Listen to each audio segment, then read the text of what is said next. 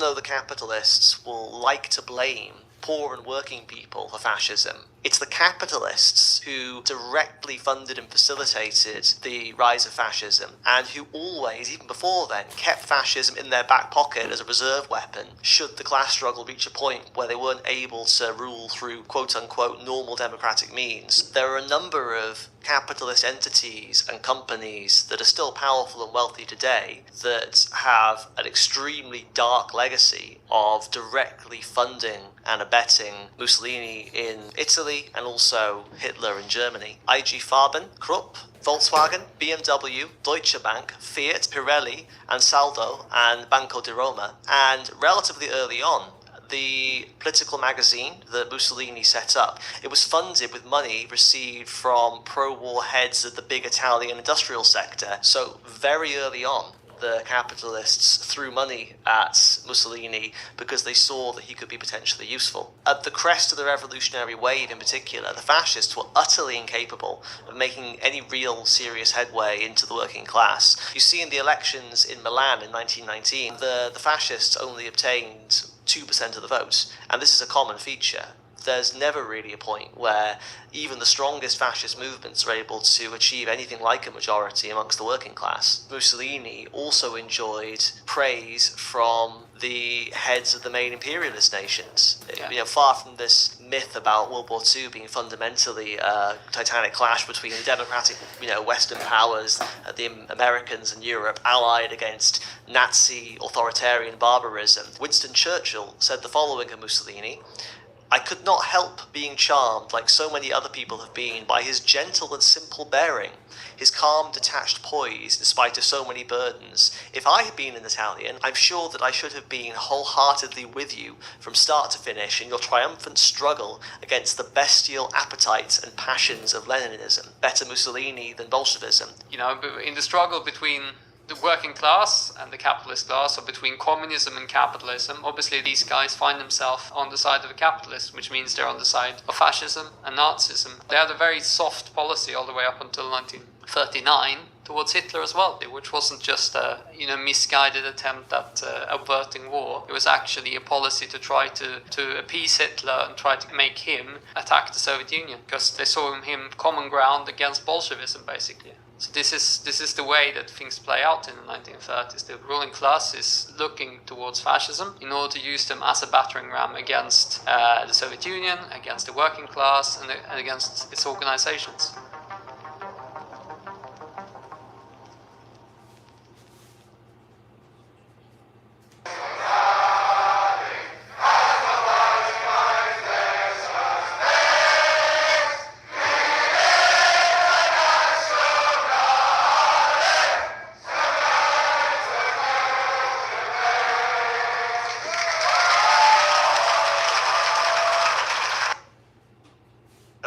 People on the left have been kind of celebrating his death. It raises the question of terrorism as a means of political activism. Do the ends justify the means? And does it work?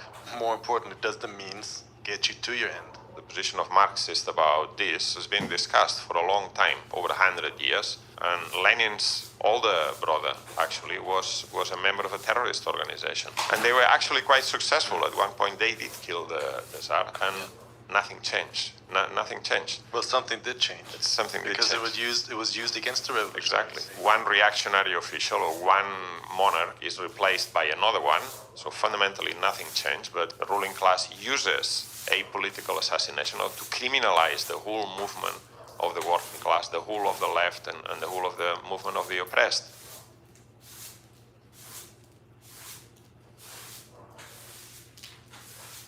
We think we live in a democracy, but all the major decisions are taken in the boardrooms and the secret backroom meetings and deals between the big capitalists. The working class produces all of the wealth in society, but it's a tiny parasitic clique that runs society only in their own interests and the interests of their own profit motives, right? We have these enormous riches that can fix all of the problems that humanity faces. But the problem is that power in this system lies in the hands of a tiny, tiny minority. Unelected, unaccountable, they run our society. the advance and progression of mankind is now in contradiction with capitalism, with private ownership over the means of production.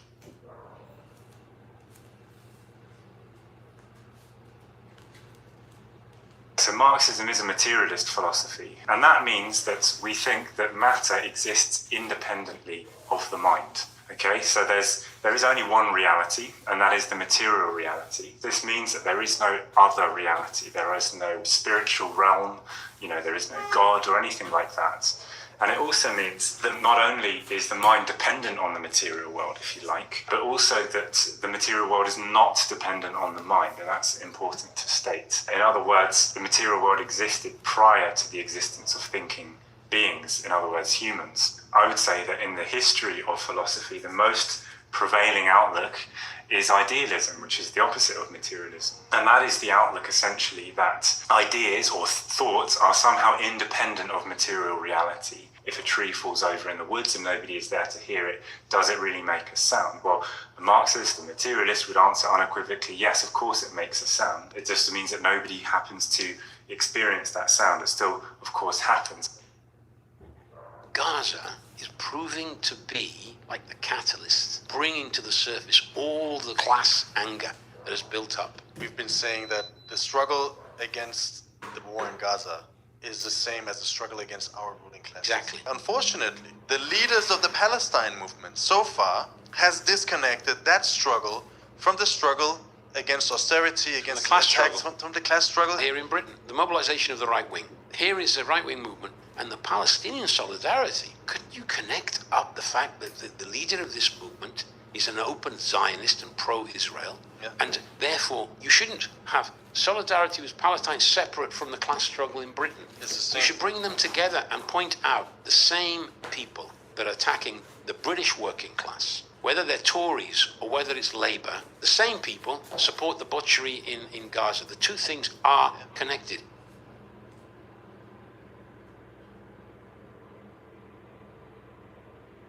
To change this world. We're not just here to analyze it and interpret it. Our plan is to intervene in the course of history. And that's actually not saying much, because the socialist revolution is not just going to change the course of history. It's going to usher in the beginning of a truly human history. That's the way it's going to be seen. In hindsight, by future generations, they'll look back at the socialist revolution as the beginning of civilization, as that moment when our species finally took that step from its brutal, prehistoric class barbarism and finally began to operate like a human society should. When people finally stopped exploiting and starving each other.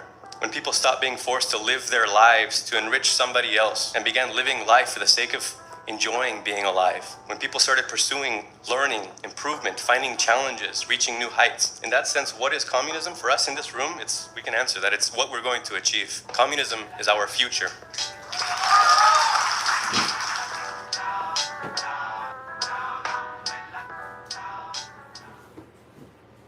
The Russian Revolution gave us a picture of what might be possible under genuine socialism. It was the women who moved first. That has to be underlined. The men actually followed the example of the women in February. And it wasn't just in Russia. This has happened many times in history. The women come out and actually sometimes shame the men and pull them out of the factories. All oppressions, not just women's oppression, but racism, homophobia, national oppression and so on, it's used by the capitalist to divide the working class. You need more organization of the movement itself, but you also need the working class to join in the struggle as a class. You need to uproot the system. You need to end capitalism, and therefore you need a socialist revolution where it's not just reforms, but all the things that stand in the way of women's liberation are removed. Where you don't have a ruling class that tries to divide the working class, where you actually have real equality. Palestine, we see your fight. Palestine, we see your fight. Workers of the world unite. Israel doesn't act alone. Fight the wrong class at home. Fight the ruling class at home. Genocide in Gaza. Where now the death toll of women and children is approaching 30,000. The capitalists need to overthrow their system.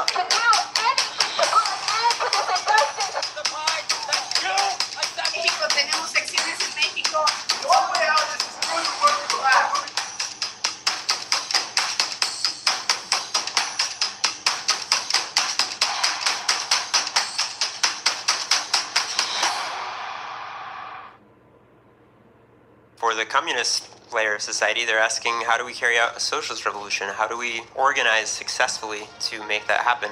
Lenin answered this question in practice. That's the significance of the Russian Revolution.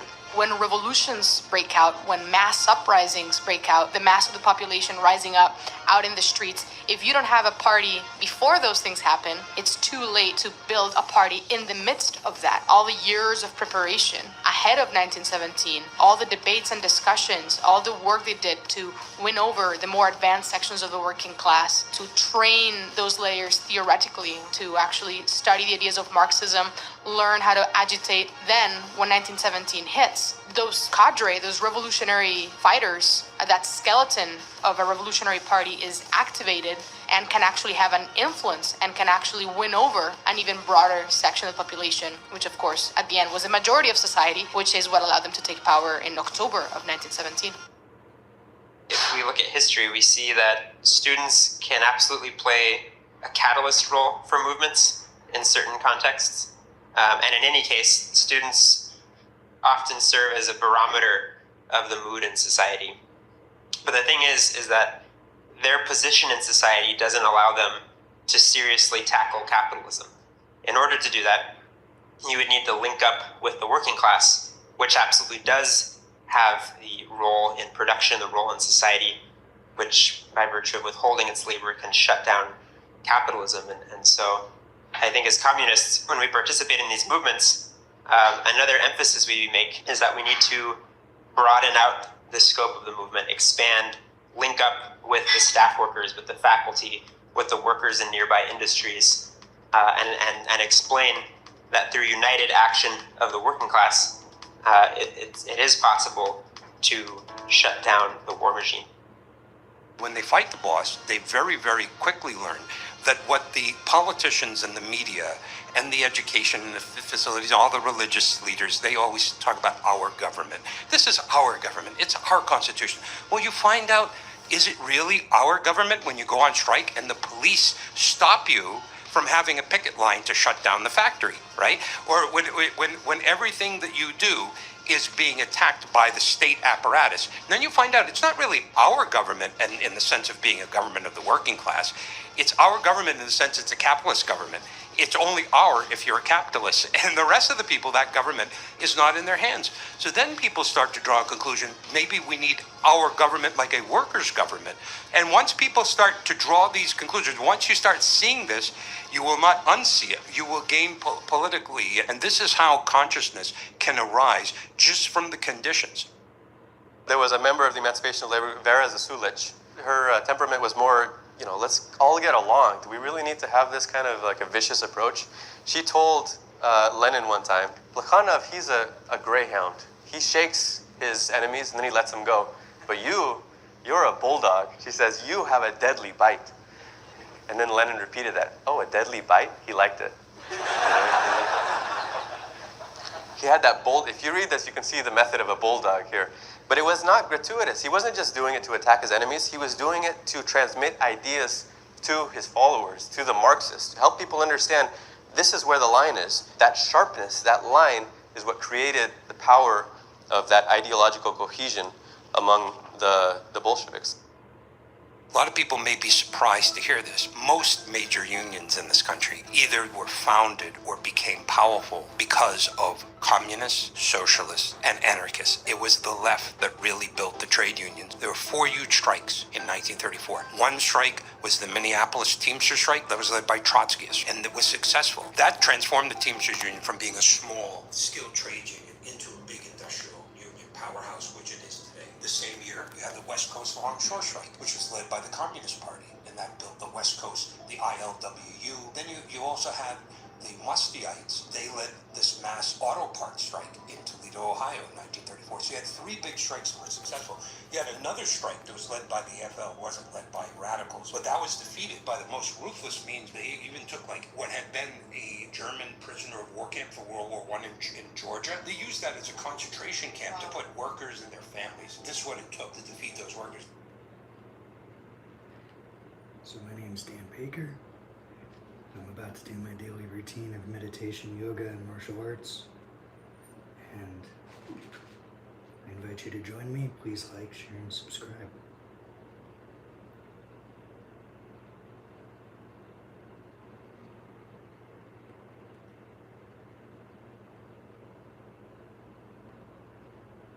I'm going to find us a nice video if there's a new upload from one of these Revolutionary Communist Party channels. I'm a member of the Revolutionary Communists of America. I'm a combat veteran of the YPG International.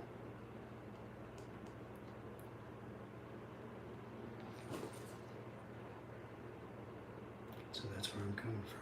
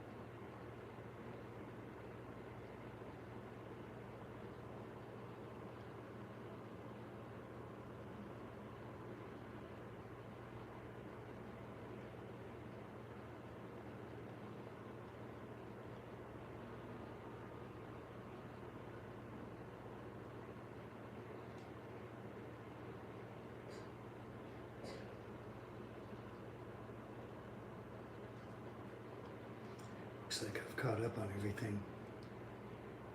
So we're going to listen to an audiobook.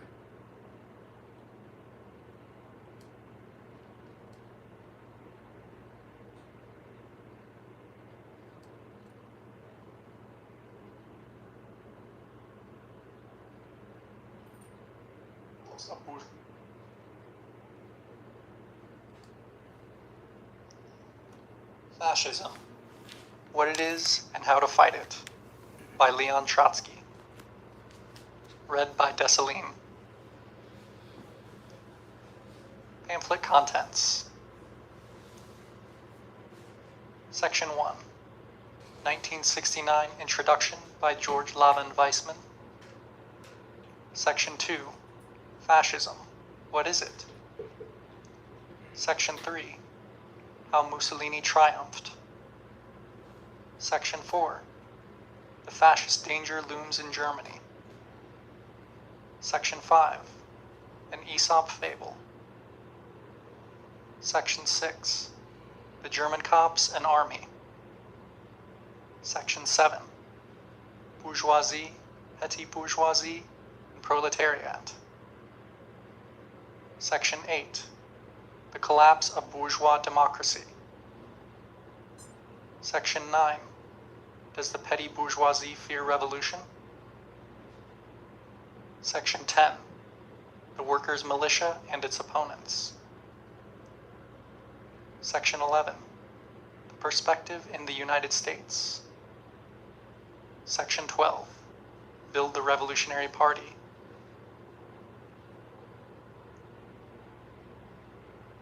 (1969) Pamphlet Introduction by George Lavin Weissman. Liberals, and even most of those who consider themselves Marxists, are guilty of using the word fascist very loosely today. They fling it around as an epithet or a political swear word against right-wing figures whom they particularly despise, or against reactionaries in general.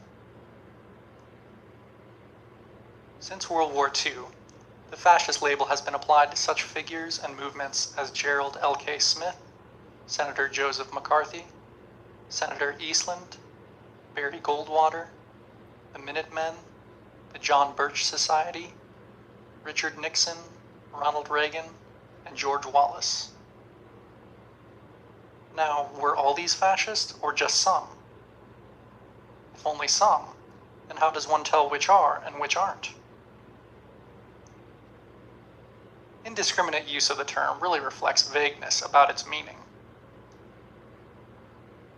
Asked to define fascism, the liberal replies in such terms as dictatorship, mass neuroses, anti-Semitism, the power of unscrupulous propaganda, the hypnotic effect of a mad genius orator on the masses, etc. Impressionism and confusion on the part of liberals is not surprising. But Marxism's superiority consists of its ability to analyze and differentiate among social and political phenomena. That so many of those calling themselves Marxists cannot define fascism any more adequately than the liberals is not wholly their fault. Whether they are aware of it or not, much of their intellectual heritage comes from the social democratic, i.e. reformist socialist, and Stalinist movements, which dominated the left in the 1930s when fascism was scoring victory after victory.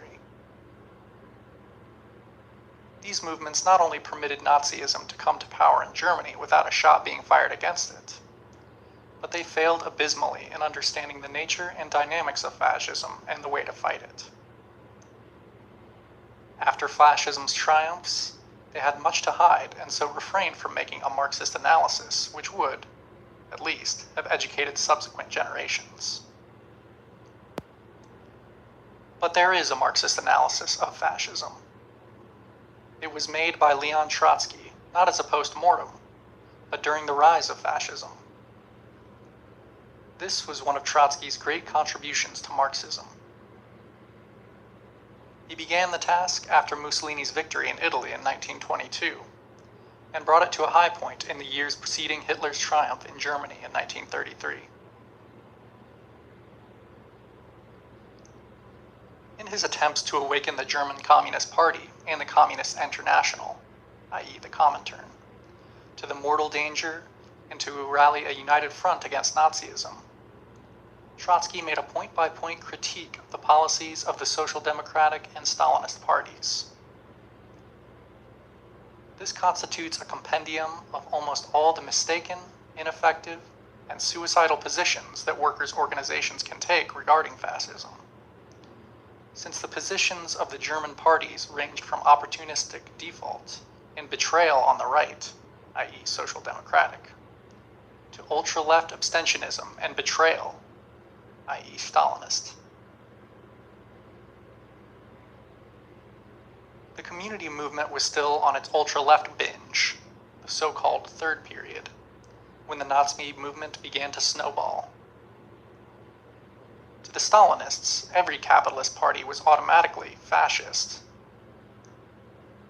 Even more catastrophic than this disorienting of the workers was Stalin's famous dictum that, rather than being opposites, fascism and social democracy were twins. The socialists were thereupon dubbed social fascists and regarded as the main enemy. Of course, there could be no united front with social fascist organizations, and those who, like Trotsky, urged such united fronts, were also labeled social fascists and treated accordingly. How divorced from reality the Stalinist line was may be illustrated by recalling its translation into American terms. In the 1932 elections, American Stalinists denounced Franklin Roosevelt as the fascist candidate and Norman Thomas as the social fascist candidate. What was ludicrously as applied to US politics was tragic in Germany and Austria.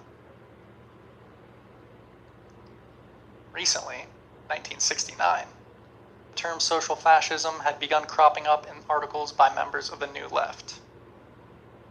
Do those using it imagine that they have invented the term? Or if they are aware of its history, are they indifferent to its connotations? After the Nazis came to power, the Stalinists boasted that their line had been 100% correct, that Hitler could only last a few months, and that a Soviet Germany would then emerge. The time limit for this miracle was extended from 3, 6 to 9 months, and then the idle boast dwindled into silence. The magnitude of the defeat suffered by the working class, the special character of fascism, distinguishing it from other reactionary regimes or dictatorships, became apparent to all, and the threat to the Soviet Union, or a rearmed German imperialism, began to take on reality. This brought about a change in Moscow's line in 1935, and the communist parties throughout the world thereupon zigzagged far to the right even of the Social Democrats. This was their stance in the face of the spreading fascist danger in France and in Spain.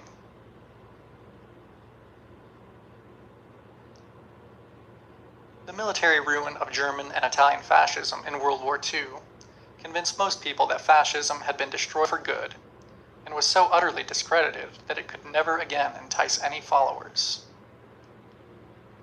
Events since then, particularly the emergence of new fascist groups and tendencies in almost every capitalist country, have dispelled such wishful thinking. The illusion that World War II was fought to make the world safe from fascism has gone the way of the earlier illusion that World War I was fought to make the world safe for democracy. The germ of fascism is endemic in capitalism. A crisis can raise it to epidemic proportions unless drastic countermeasures are applied. Since forewarned is forearmed, we offer this new compilation, a small selection from Trotsky's writings on the subject, as a weapon for the anti-fascist arsenal. End of introduction.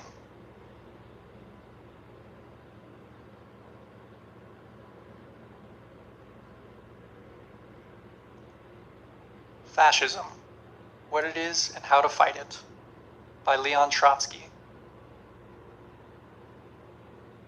Fascism, what is it? Extracts from a letter to an English comrade, November 15, 1931. Printed in The Militant, January 16, 1932. What is fascism? The name originated in Italy. Were all the forms of counter-revolutionary dictatorship fascist or not? That is to say, prior to the advent of fascism in Italy? The former dictatorship in Spain of Primo de Rivera, 1923 to 1930, is called a fascist dictatorship by the Comintern. Is this correct or not? We believe that it is incorrect. The fascist movement in Italy was a spontaneous movement of large masses, with new leaders from the rank and file. It is a plebeian movement in origin, directed and financed by big capitalist powers. It issued forth from the petty bourgeoisie, the slum proletariat, and even to a certain extent from the proletarian masses. Mussolini, a former socialist, is a self-made man arising from this movement. Primo de Rivera was an aristocrat. He occupied a high military and bureaucratic post and was chief governor of Catalonia. He accomplished his overthrow with the aid of state and military forces. The dictatorships of Spain and Italy are two totally different forms of dictatorship. It is necessary to distinguish between them. Mussolini had difficulty in reconciling many old military institutions with the fascist militia. This problem did not exist for Primo de Rivera.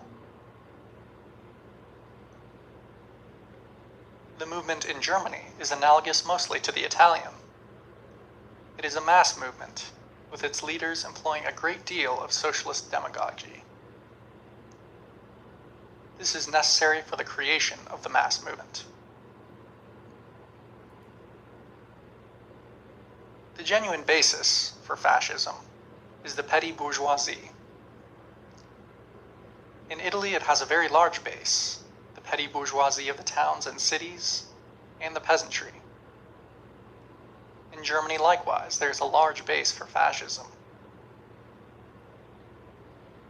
It may be said, and this is true to a certain extent, that the new middle class, the functionaries of the state, the private administrators, etc., can constitute such a base. But this is a new question that must be analyzed. In order to be capable of foreseeing anything with regard to fascism, it is necessary to have a definition of that idea. What is fascism? What are its base, its form, and its characteristics? How will its development take place? It is necessary to proceed in a scientific and Marxian manner.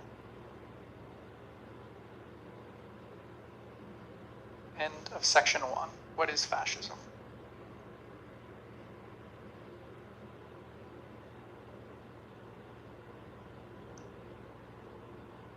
Fascism, What It Is and How to Fight It, by Leon Trotsky. How Mussolini Triumphed. From What Next? A Vital Question for the German Proletariat, 1932. At the moment that the normal police and military resources of the bourgeois dictatorship, together with their parliamentary screens, no longer suffice to hold society in a state of equilibrium, the turn of the fascist regime arrives. Through the fascist agency, capitalism sets in motion the masses of the crazed petty bourgeoisie and the bands of declassed and demoralized lumpenproletariat. All the countless human beings whom finance capital itself is brought to desperation and frenzy. From fascism, the bourgeoisie demands a thorough job. Once it has resorted to methods of civil war, it insists on having peace for a period of years. And the fascist agency, by utilizing the petty bourgeoisie as a battering ram, by overwhelming all obstacles in its path, does a thorough job. After fascism is victorious, finance capital directly and immediately gathers into its hands, as in a vice of steel, all the organs and institutions of sovereignty, the executive, administrative, and educational powers of the state, the entire state apparatus together with the army, the municipalities, the universities, the schools, the press, the trade unions, and the cooperatives. When a state turns fascist, it does not mean only that the forms and methods of government are changed in accordance with the patterns set by Mussolini. The changes in this sphere ultimately play a minor role.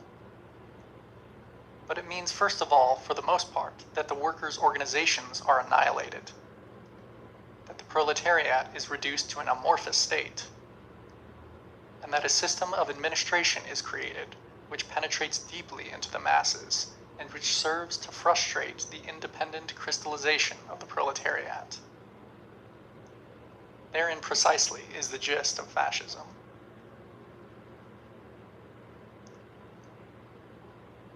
Italian fascism was the immediate outgrowth of the betrayal by the reformists of the uprising of the Italian proletariat. From the time the First World War ended, there was an upward trend in the revolutionary movement in Italy, and in September 1920 it resulted in the seizure of factories and industries by the workers. The dictatorship of the proletariat was an actual fact. All that was lacking was to organize it and draw from it all the necessary conclusions. The social democracy took fright and sprang back. After its bold and heroic exertions, the proletariat was left facing the void. The disruption of the revolutionary movement became the most important factor in the growth of fascism. In September, the revolutionary advance came to a standstill, and November already witnessed the first major demonstration of the fascists, the seizure of Bologna. Note: the fascist campaign of violence began in Bologna, November 21, 1920, when the Social Democratic councilmen, victorious in the municipal elections, emerged from City Hall to present the new mayor, they were met by gunfire in which 10 were killed and 100 wounded. The fascists followed up with punitive expeditions into the surrounding countryside, a stronghold of the Red Leagues. Black shirt action squadrons, in vehicles supplied by big landowners, took over villages in lightning raids, beating and killing leftist peasants and labor leaders, wrecking radical headquarters, and terrorizing the populace.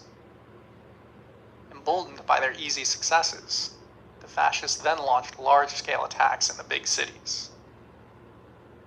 End note. True, the proletariat, even after the September catastrophe, was capable of waging defensive battles. But the social democracy was concerned with only one thing: to withdraw the workers from combat at the cost of one concession after another. The social democracy hoped that the docile conduct of the workers would restore the public opinion of the bourgeoisie against the fascists. Moreover, the reformists even banked strongly upon the help of King Victor Emmanuel. To the last hour, they restrained the workers with might and main from giving battle to Mussolini's bands. It availed them nothing. The crown, along with the upper crust of the bourgeoisie, swung over to the side of fascism. Convinced at the last moment that fascism was not to be checked by obedience, the Social Democrats issued a call to the workers for a general strike. But their proclamation suffered a fiasco. The reformists had dampened the powder so long, in their fear lest it should explode, that when they finally, with a trembling hand, did apply a burning fuse to it, the powder did not catch. 2 years after its inception, fascism was in power. It entrenched itself thanks to the fact that the first period of its overlordship coincided with a favorable economic conjuncture, which followed the Depression of 1921-22. The fascists crushed the retreating proletariat by the onrushing forces of the petty bourgeoisie. But this was not achieved at a single blow. Even after he assumed power, Mussolini proceeded on his course with due caution. He lacked as yet ready-made models. During the first 2 years, not even the Constitution was altered. The fascist government took on the character of a coalition. In the meantime, the fascist bands were busy at work with clubs, knives, and pistols. Only thus was the fascist government created, slowly, which meant the complete strangulation of all independent mass organizations. Mussolini attained this at the cost of bureaucratizing the fascist party itself. After utilizing the onrushing forces of the petty bourgeoisie, fascism strangled it within the vice of the bourgeois state. Mussolini could not have done otherwise, for the disillusionment of the masses he had united was precipitating itself into the most immediate danger ahead. Fascism, become bureaucratic, approaches very closely to other forms of military and police dictatorship. It no longer possesses its former social support. The chief reserve of fascism, the petty bourgeoisie, has been depicted. Only historical inertia enables the fascist government to keep the proletariat in a state of dispersion and helplessness. In its politics as regards Hitler, the German social democracy has not been able to add a single word. All it does is repeat more ponderously whatever the Italian reformists in their own time performed with greater flights of temperament. The latter explained fascism as a post-war psychosis. The German social democracy sees it in a Versailles, or crisis psychosis. In both instances, the reformists shut their eyes to the organic character of fascism as a mass movement growing out of the collapse of capitalism. Note: the Versailles Treaty, imposed on Germany after World War I, its most hated feature was the unending tribute to the victorious Allies in the form of reparations for war damages and losses. The crisis referred to in the above paragraph was the economic depression that swept the capitalist world after the Wall Street crash of 1929. End note. Fearful of the revolutionary mobilization of the workers, the Italian reformists banked all their hopes on the state. Their slogan was, "Help, Victor Emmanuel, exert pressure." The German social democracy lacks such a democratic bulwark as a monarch loyal to the Constitution. So they must be content with a president. Help, Hindenburg, exert pressure. Note: Field Marshal Paul von Hindenburg, 1847 to 1934, a Junker general who gained fame in World War I and later became president of the Weimar Republic. In 1932, the Social Democrats supported him for re-election as a lesser evil to the Nazis. He appointed Hitler chancellor in January 1933. End note. While waging battle against Mussolini, that is, while retreating before him, Turati let loose his dazzling motto, "One must have the manhood to coward." Filippo Turati, 1857 to 1937, leading reformist theoretician of the Italian Socialist Party.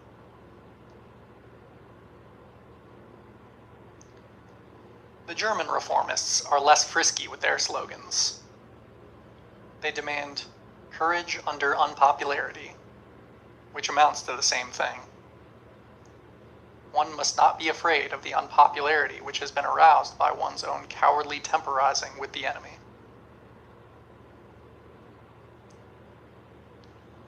Identical causes produce identical effects. Were the march of events dependent upon the Social Democratic Party leadership, Hitler's career would be assured. One must admit, however, that the German Communist Party has also learned little from the Italian experience. The Italian Communist Party came into being almost simultaneously with fascism.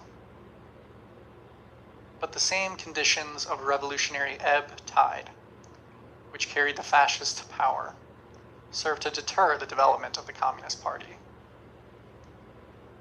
It did not give itself an accounting as to the full sweep of the fascist danger. It lulled itself with revolutionary illusions. It was irreconcilably antagonistic to the policy of a united front. In short, it was stricken with all the infantile diseases.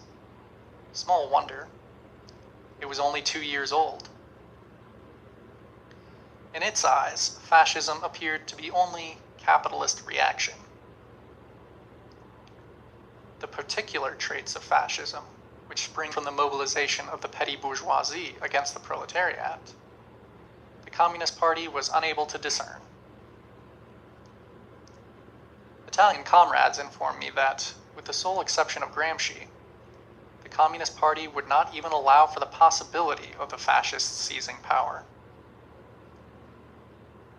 Once the proletarian revolution had suffered defeat, once capitalism had held its ground and the counter-revolution had triumphed, how could there be any further kind of counter-revolutionary upheaval?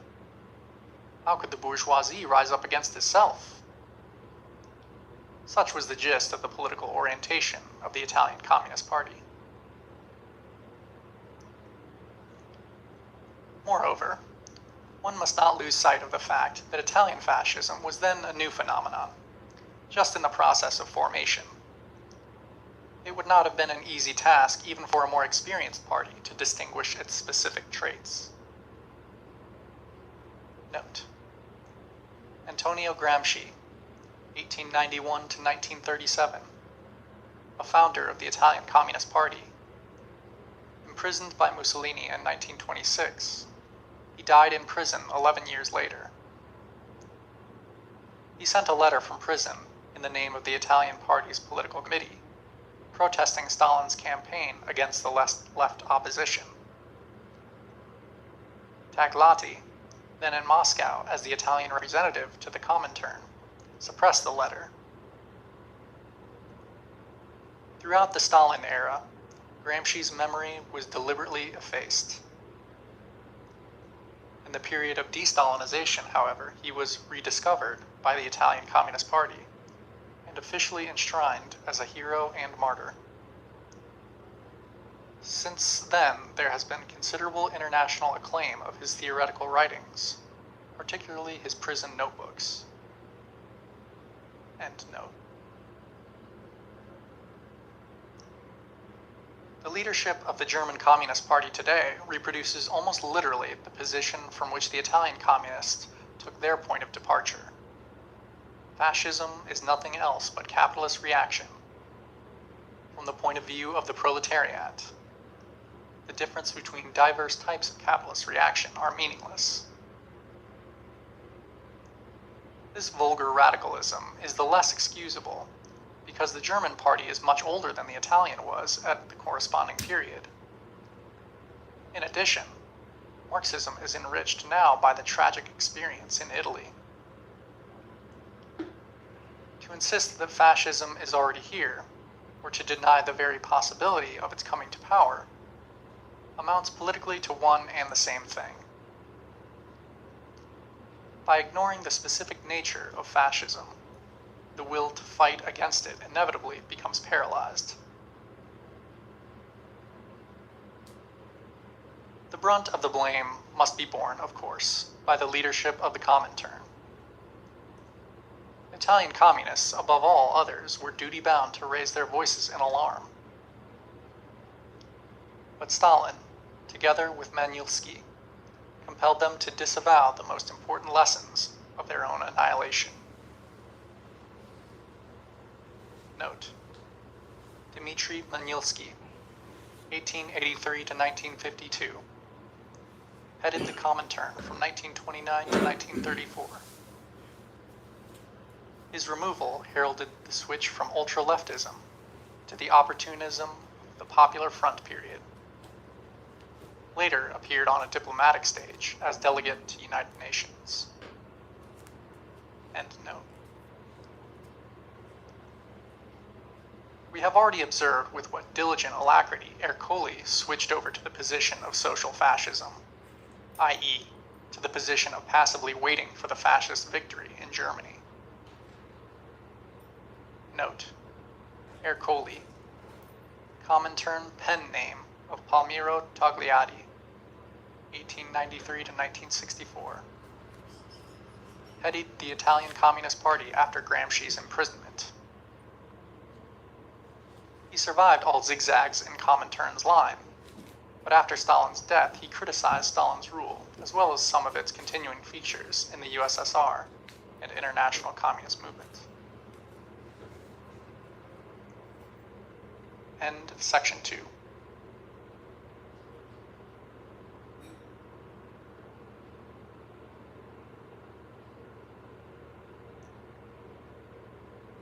Fascism, What It Is and How to Fight It, by Leon Trotsky. The fascist danger looms in Germany.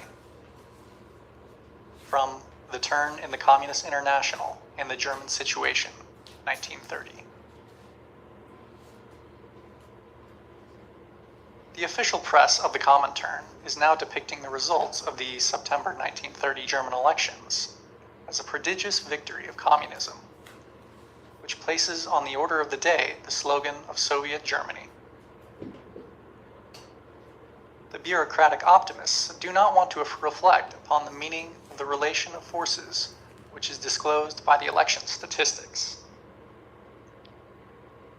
They examine the figure of the increased communist vote independently of the revolutionary tasks created by the situation, and the obstacles it sets up. The Communist Party received around 4.6 million votes, as against 3.3 million in 1928. From the viewpoint of normal parliamentary mechanics, the gain of 1.3 million votes is considerable, even if we take into consideration the rise in the total number of voters. But the gain of the party pales completely besides the leap of fascism from 800,000 to 6.4 million votes. Of no less important significance for the evaluation of the elections is the fact that the social democracy, in spite of substantial losses, retained its basic cadres and still received a considerable greater number of the workers' votes, 8.6 million, than the Communist Party. Meanwhile, if we should ask ourselves what combination of international and domestic circumstances could be capable of turning the working class towards communism with greater velocity, we could not find an example of more favorable circumstances for such a turn than the situation in present-day Germany. Young's noose, the economic crisis, the disintegration of the rules, the crisis of parliamentarism, the terrific self-exposure of the social democracy in power. From the viewpoint of these concrete historical circumstances, the specific gravity of the German Communist Party in the social life of the country, in spite of the gain of 1.3 million votes, remains proportionately small. Note: Young's noose, a reference to the Young Plan. After Owen D. Young, American big businessman, who was agent general for the German reparations during the 1920s.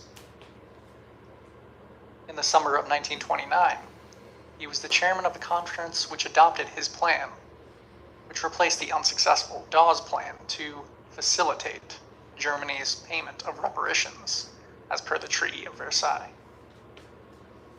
End note.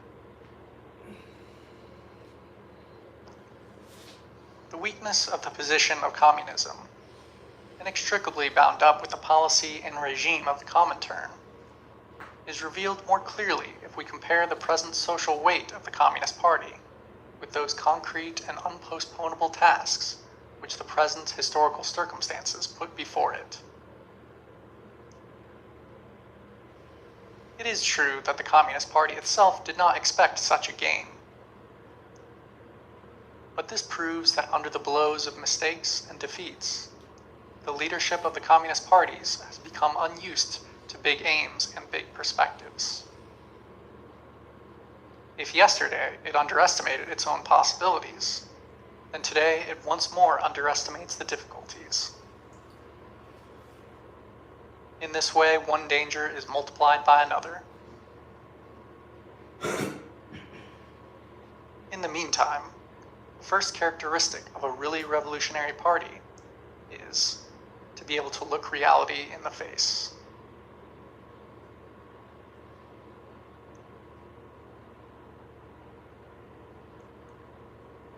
In order that the social crisis may bring about the proletarian revolution, it is necessary that, besides other conditions, a decisive shift of the petty bourgeois classes occurs in the direction of the proletariat. This gives the proletariat a chance to put itself at the head of the nation as its leader. The last election revealed, and this is where its principal symptomatic significance lies, a shift in the opposite direction. Under the blow of the crisis, the petty bourgeoisie swung, not in the direction of the proletarian revolution, but in the direction of the most extreme imperialist reaction, pulling behind it considerable sections of the proletariat. The gigantic growth of National Socialism is an expression of two factors: a deep social crisis, throwing the petty bourgeois masses off balance, and the lack of a revolutionary party that would be regarded by the masses of the people as an acknowledged revolutionary leader.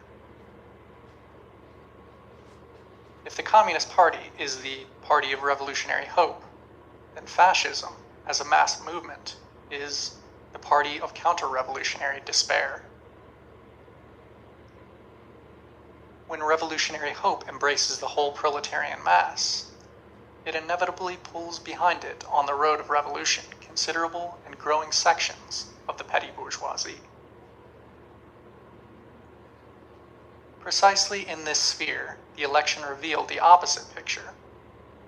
Counter-revolutionary despair embraced the petty bourgeois mass with such a force that it drew behind it many sections of the proletariat. Fascism in Germany has become a real danger, as an acute expression of the helpless position of the bourgeois regime, the conservative role of the social democracy in this regime, and the accumulated powerlessness of the Communist Party to abolish it. Whoever denies this is either blind or a braggart.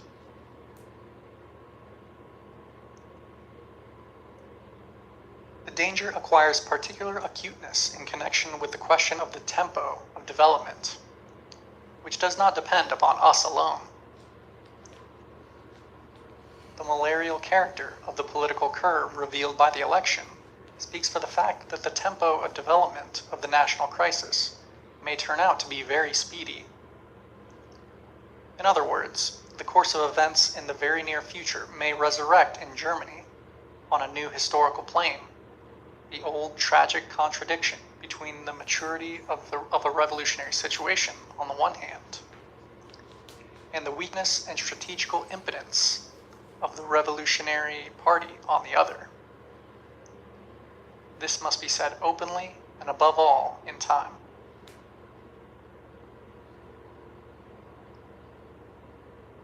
Can the strength of the conservative resistance of the social democratic workers be calculated beforehand?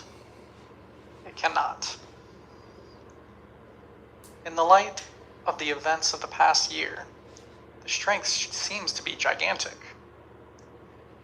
But the truth is that what helped us most of all to weld together social democracy was the wrong policy of the Communist Party, which found its highest generalization in the absurd theory of social fascism. To measure the real resistance of the social democratic ranks, a different measuring instrument is required, that is, a correct communist tactic. With this condition, and it is not a small condition, the degree of internal unity of the social democracy can be revealed in a comparatively brief period. In a different form, what has been said above also applies to fascism. It emanated, aside from the other conditions present, in the tremblings of the Zinoviev-Stalin strategy. What is its force for offensive? What is its stability? Has it reached its culminating point as the optimists ex officio, Comintern and Communist Party? Assure us, or is it only on the first step of the ladder? This cannot be foretold mechanically. It can be determined only through action. Precisely in regard to fascism, which is a razor in the hands of the class enemy, the wrong policy of the Comintern may produce fatal results in a brief period. On the other hand, a correct policy, not in such a short period, it is true, can undermine the positions of fascism. Note: Zinoviev-Stalin strategy. Grigory E. Zinoviev, 1883 to 1936. Chairman of the Comintern from its founding in 1919 till his removal by Stalin in 1926. After Lenin's death, Zinoviev and Kamenev made a bloc with Stalin, the Troika, against Trotsky and dominated the Soviet Party. In the period of the Zinoviev-Stalin domination of the Comintern, an opportunist line led to a series of defeats and missed opportunities, most notably the calling off of the German Revolution of 1923. After breaking with Stalin, Zinoviev united his following with the Trotskyist left opposition. But in 1928, after the expulsion from the party of the united opposition, Zinoviev capitulated to Stalin. Readmitted to the party, he was expelled again in 1932. After disavowal of all critical views, he was again readmitted, but in 1934. He was expelled and imprisoned. He confessed at the first of the Great Moscow Trials in 1936 and was executed. End note. If the Communist Party, in spite of the exceptionally favorable circumstances, has proved powerless seriously to shake the structure of the social democracy with the aid of the formula of social fascism, then real fascism now threatens this structure, no longer with wordy formulae of so-called radicalism, but with the chemical formulas of explosives.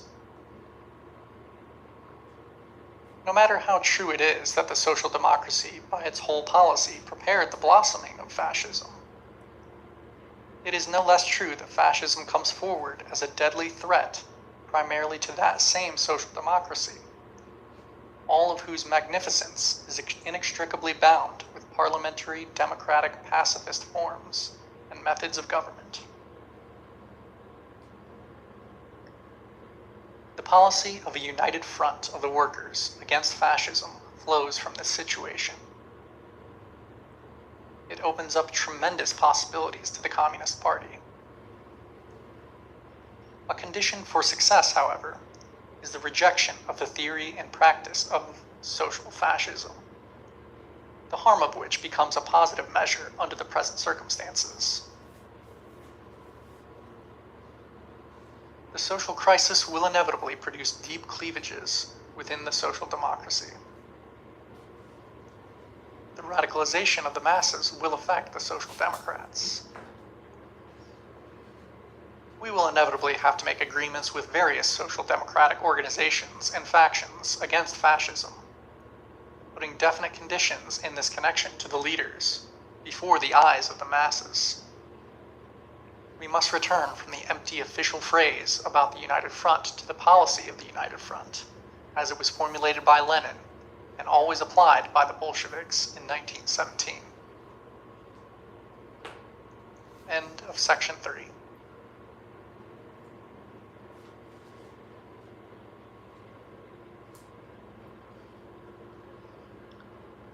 Fascism, What It Is and How to Fight It, by Leon Trotsky.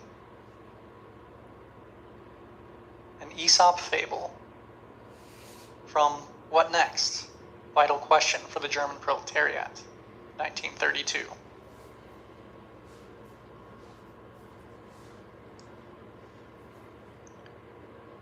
A cattle dealer once drove some bulls to the slaughterhouse, and the butcher came back with his sharp knife.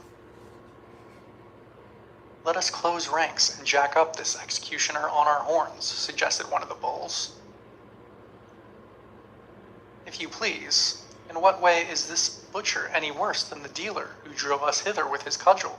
replied the bulls, who had received their political education in Maniulski's Institute, Comintern. "But we shall be able to attend to the dealer as well afterwards."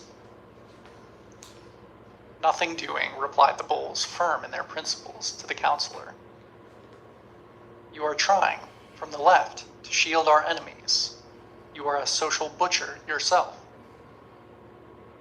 And they refused to close ranks.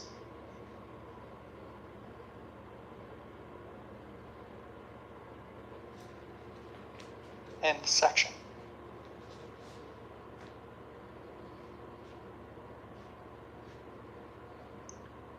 Fascism, What It Is and How to Fight It, by Leon Trotsky.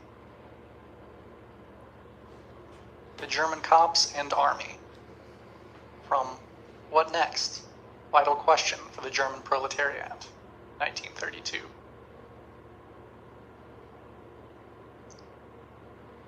In case of actual danger, social democracy banks not on the Iron Front, but on the Prussian police. It is reckoning without its host.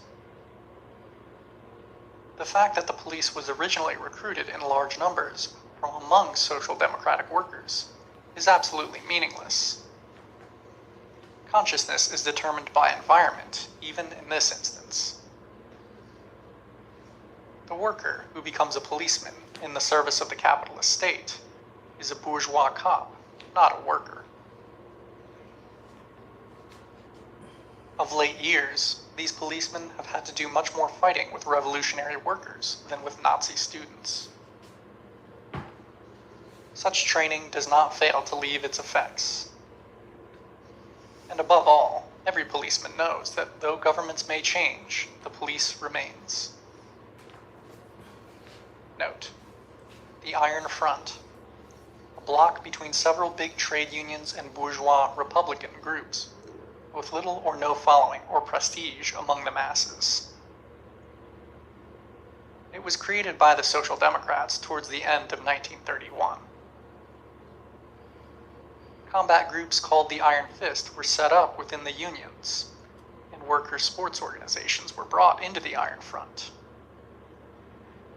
However, its first parades and rallies, at which thousands of workers raised their fists, shouted freedom, and swore to defend democracy. The masses in the Social Democratic Party and unions really believed that this organization would be used to stop Hitler. It was not. End note.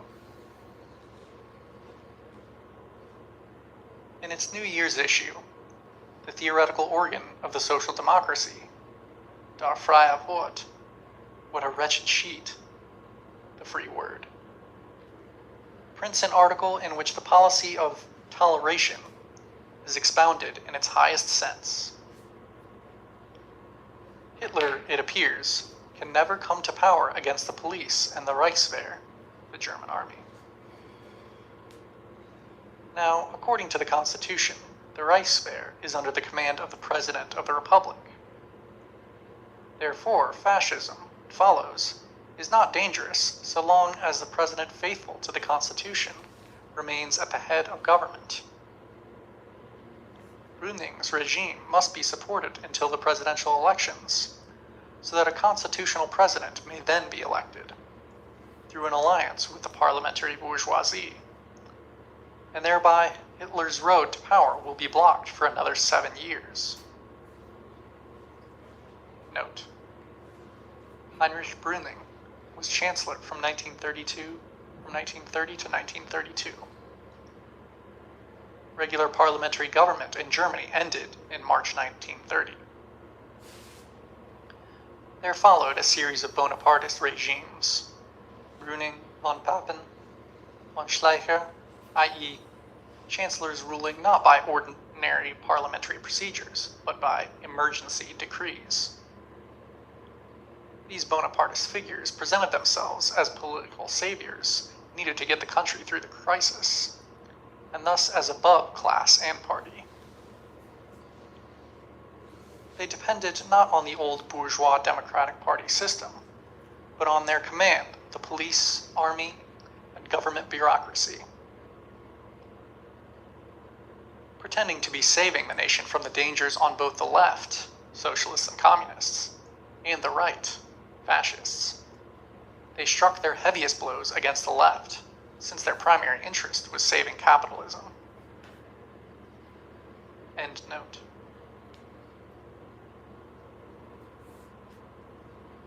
The politicians of reformism, these dexterous wire pullers, artful intriguers and careerists, expert parliamentary and ministerial machinators, are no sooner thrown out of their habitual sphere by the course of events, no sooner are they placed face to face with momentous contingencies, than they reveal themselves to be, there is no milder expression for it, inept bodies. To rely upon a president is only to rely upon the government.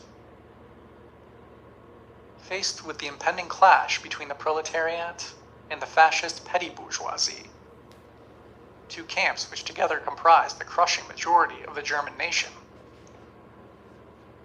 These Marxists from the Vorwärts, principal social democratic newspaper, yelp for the night watchman to come to their aid. Help government exert pressure. Staat greift zu. End section.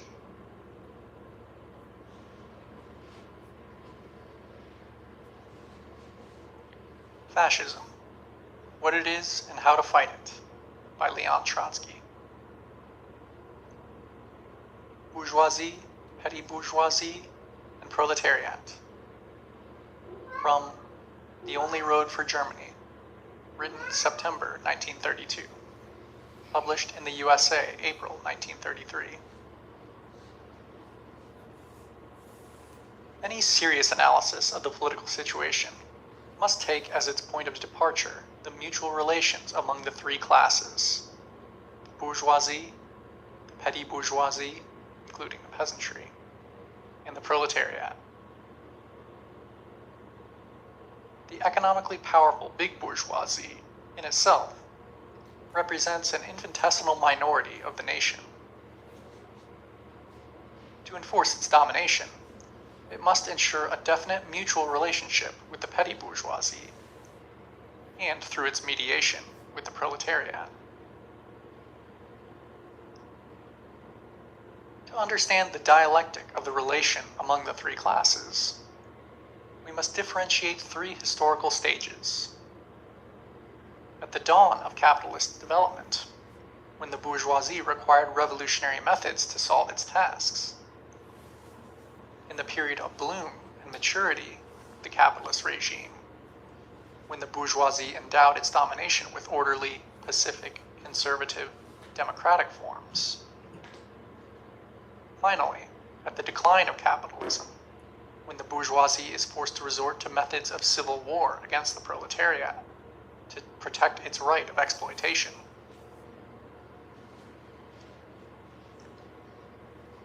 The political programs characteristic of these three stages: Jacobinism, left wing of petty bourgeois forces in Great French Revolution, and most revolutionary phase led by Robespierre.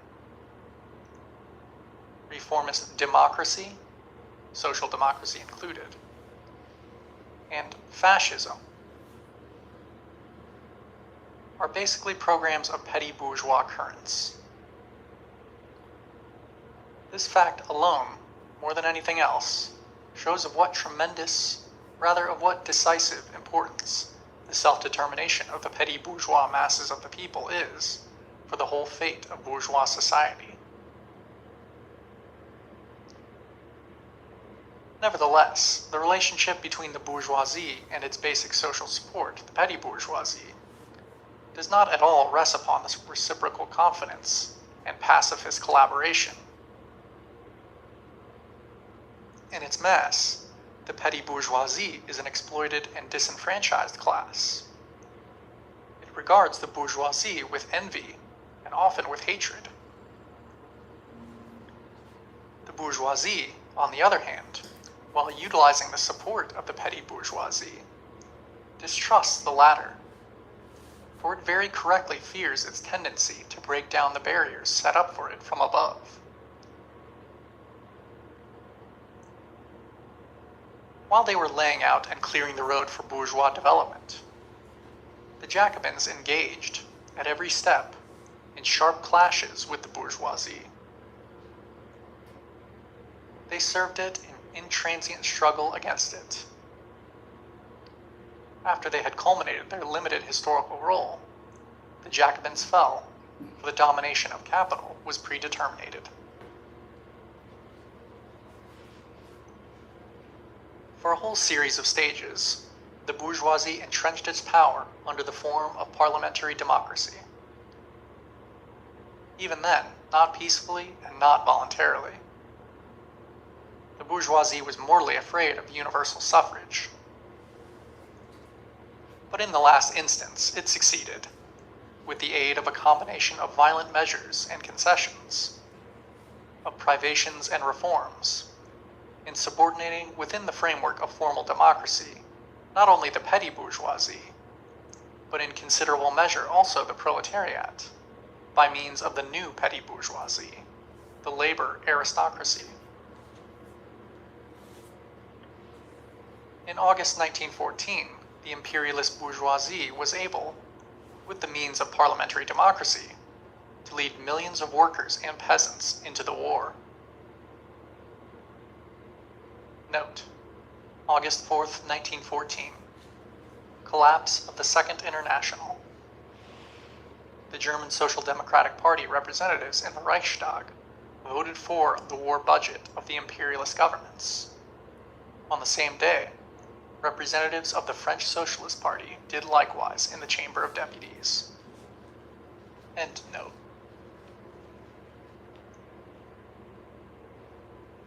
But precisely with the war begins the distinct decline of capitalism, and, above all, of its democratic form of domination. It is now no longer a matter of new reforms and alms, but of cutting down and abolishing the old ones. Therewith, the bourgeoisie comes into conflict not only with the institutions of proletarian democracy, such as trade unions and political parties, but also with parliamentary democracy, within the framework of which arose the labor organizations.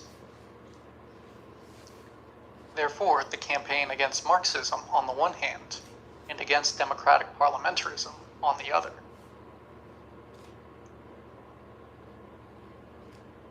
But just as the summits of the liberal bourgeoisie in its time were unable, by their force alone, to get rid of feudalism, monarchy, and the church, so the magnates of finance capital are unable, by their force alone, to cope with the proletariat.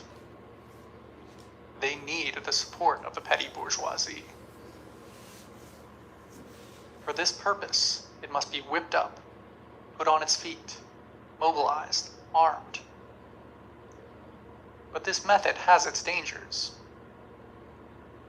While it makes use of fascism, the bourgeoisie nevertheless fears it. Pilsudski was forced, in May 1926, to save bourgeois society by a coup d'etat directed against the traditional parties of the Polish bourgeoisie. The matter went so far that the official leader of the Polish Communist Party, Dworski, who came over from Rosa Luxemburg, not to Lenin, but to Stalin, took the coup d'etat of Pilsudski to be the road of the revolutionary democratic dictatorship, and called upon the workers to support Pilsudski.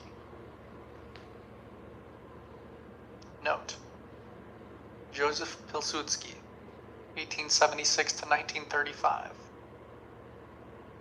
Originally a socialist with nationalistic views, in 1920 he led the anti-Soviet forces in Poland. In 1926, he led a coup d'etat and established a fascist dictatorship.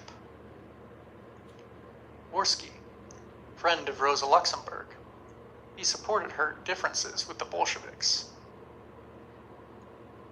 When Comintern zigzagged to the left in its third period phase, Dworski was demoted from leadership in the Polish Communist Party, but not expelled. He disappeared in the USSR during the Great Purge of 1936 to 38. Rosa Luxemburg, 1870 to 1919. Great revolutionary theoretician and leader. Originally active in a socialist movement of her native Poland, she later became a leader of the left wing of the German Social Democratic Party. She and Karl Liebknecht were imprisoned for opposing World War I. After their release, they led the Spartacus Bund, the Spartacus League. Both were arrested and assassinated during the unsuccessful revolution of 1919. End note. At the session of the Polish Commission of the Executive Committee of the Communist International on July 2nd, 1926, the author of these lines said on the subject of the events in Poland, quote, "Taken as a whole, the Pilsudski overthrow is the petty bourgeois, plebeian manner of solving the burning problems of bourgeois society in its state of decomposition and decline. We have here already a direct resemblance to Italian fascism. These two currents indubitably possess common features. They recruit their shock troops first of all from the petty bourgeoisie. Pilsudski as well as Mussolini worked with extra-parliamentary means, with open violence, with the methods of civil war. Both were concerned not with the destruction, but with the preservation of bourgeois society. While they raised the petty bourgeoisie on its feet, they openly aligned themselves, after the seizure of power, with the big bourgeoisie. Involuntarily, a historical generalization comes up here, recalling the evaluation given by Marx of Jacobinism as the plebeian method of settling accounts with the feudal enemies of the bourgeoisie. That was in the period of the rise of the bourgeoisie. Now we must say, in the period of the decline of the bourgeois society, the bourgeoisie again needs the plebeian method of resolving its no longer progressive, but entirely reactionary tasks. In this sense, fascism is a caricature of Jacobinism. The bourgeoisie is incapable of maintaining itself in power by the means and methods of the parliamentary state created by itself. It needs fascism as a weapon of self-defense, at least in critical instances. Nevertheless, the bourgeoisie does not like the plebeian method of resolving its tasks. It was always hostile to Jacobinism, which cleared the road for the development of bourgeois society with its blood. The fascists are immeasurably closer to the decadent bourgeoisie than the Jacobins were to the rising bourgeoisie. Nevertheless, the sober bourgeoisie does not look very favorably even upon the fascist mode of resolving its tasks. For the concussions, although they are brought forth in the interests of bourgeois society, are linked up with dangers to it. Therefore, the opposition between fascism and the bourgeois parties. The big bourgeoisie likes fascism as little as a man with aching molars likes to have his teeth pulled. The sober circles of bourgeois society have followed with misgivings the work of the dentist Pilsudski.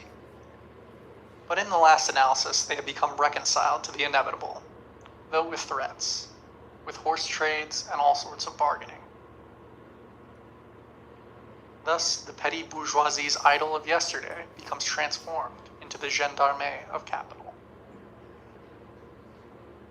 End quote.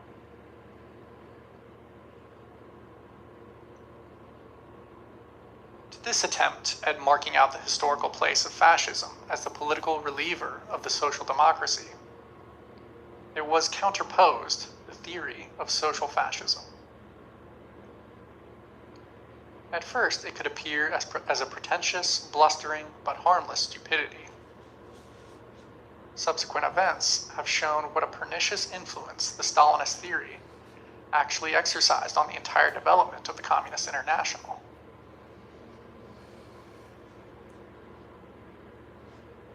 Does it follow from the historical role of Jacobinism, of democracy, and of fascism that the petty bourgeoisie is condemned to remain a tool in the hands of capital to the end of its days? If things were so, then the dictatorship of the proletariat would be impossible in a number of countries in which the petty bourgeoisie constitutes the majority of the nation. And more than that, it would be rendered extremely difficult in other countries in which the petty bourgeoisie represents an important minority. Fortunately, things are not so.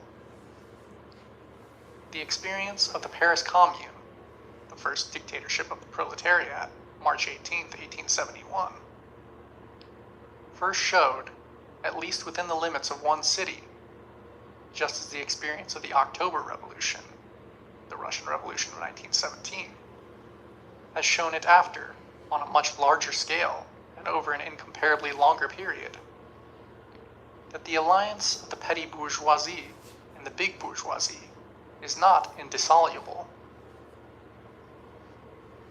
Since the petty bourgeoisie is incapable of an independent policy, that is also why the petty bourgeois democratic dictatorship is unrealizable. No other choice is left for it than that of between the bourgeoisie and the proletariat.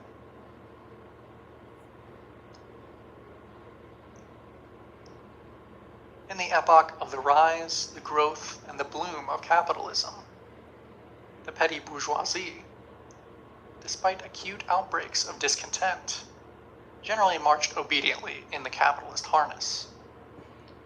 Nor could it do anything else.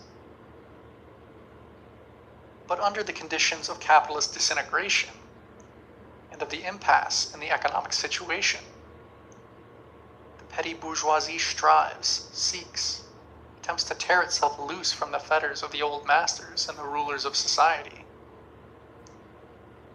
It is quite capable of linking up its fates with that of the proletariat. For that, only one thing is needed. The petty bourgeoisie must acquire faith in the ability of the proletariat to lead society onto a new road. The proletariat can inspire this faith only by its strength, by the firmness of its actions, by a skillful offensive against the enemy, by the success of its revolutionary policy. But woe if the Revolutionary Party does not measure up to the height of the situation. The daily struggle of the proletariat sharpens the instability of bourgeois society. The strikes and the political disturbances aggravated the economic situation of the country. The petty bourgeoisie could reconcile itself temporarily to the growing privations if it arrived by experience at the conviction that the proletariat is in a position to lead it onto a new road. But if the Revolutionary Party, in spite of a class struggle becoming incessantly more accentuated, proves time and time again to be incapable of uniting the working class about it, if it vacillates, becomes confused, contradicts itself, then the petty bourgeoisie loses patience and begins to look upon the revolutionary workers as those responsible for its own misery. All the bourgeois parties, including the social democracy, turns its thoughts in this very direction. When the social crisis takes on an intolerable acuteness, a particular party appears on the scene with the direct aim of agitating the petty bourgeoisie to a white heat and of directing its hatred and its despair against the proletariat. In Germany, this historical function is fulfilled by National Socialism, Nazism, a broad current whose ideology is composed of all the putrid vapors of disintegrating bourgeois society. End of section.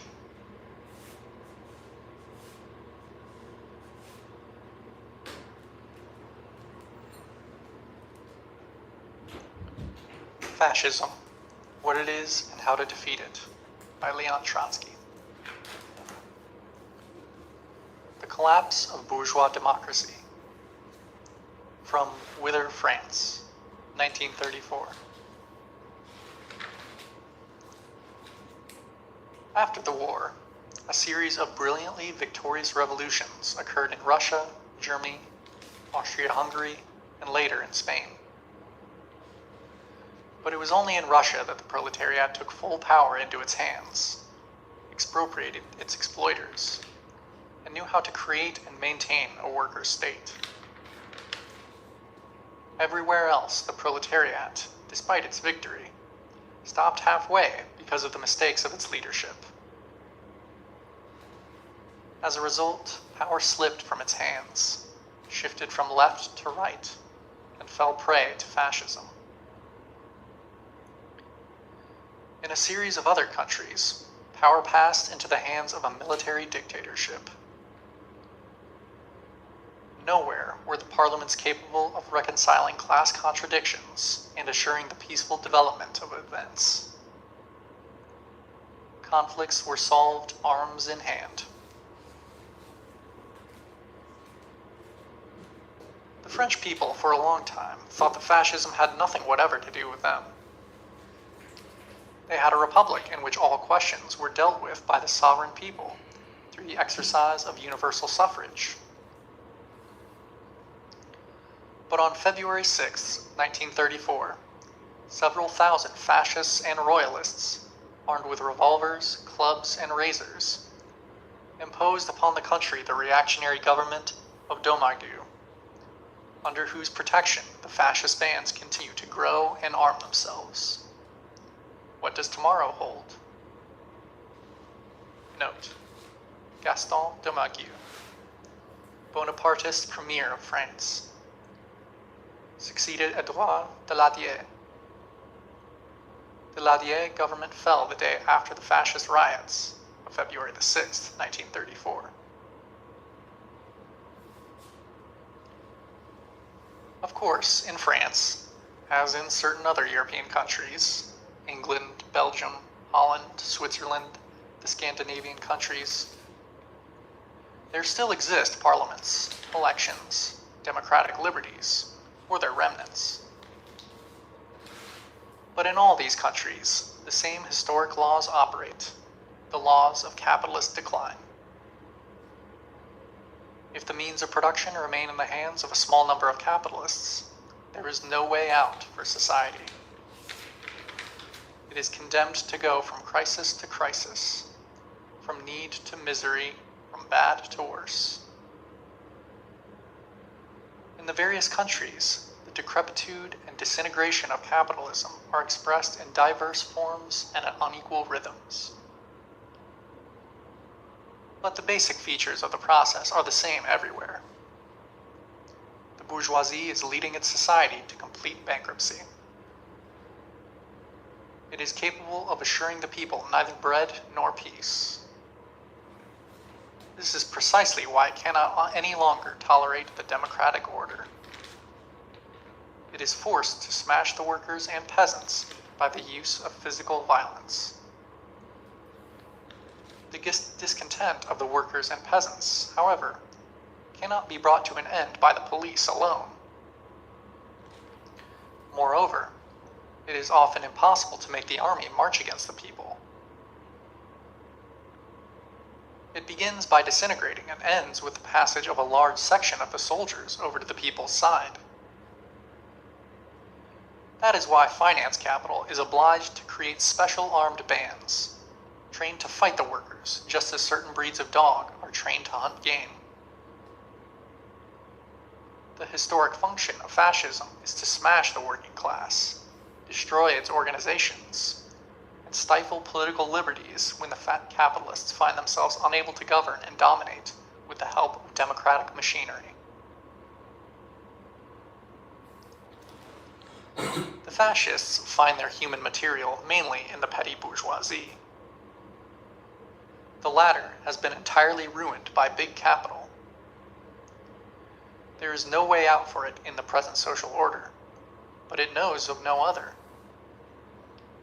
Its dissatisfaction, indignation, and despair are diverted by the fascists away from big capital and against the workers. It may be said that fascism is the act of placing the petty bourgeoisie at the disposal of its most bitter enemies. In this way, big capital ruins the middle classes, and then, with the help of hired fascist demagogues, incites the despairing petty bourgeoisie against the worker. The bourgeois regime can be preserved only by such murderous means as these. For how long? Until it is overthrown by proletarian revolution. End section.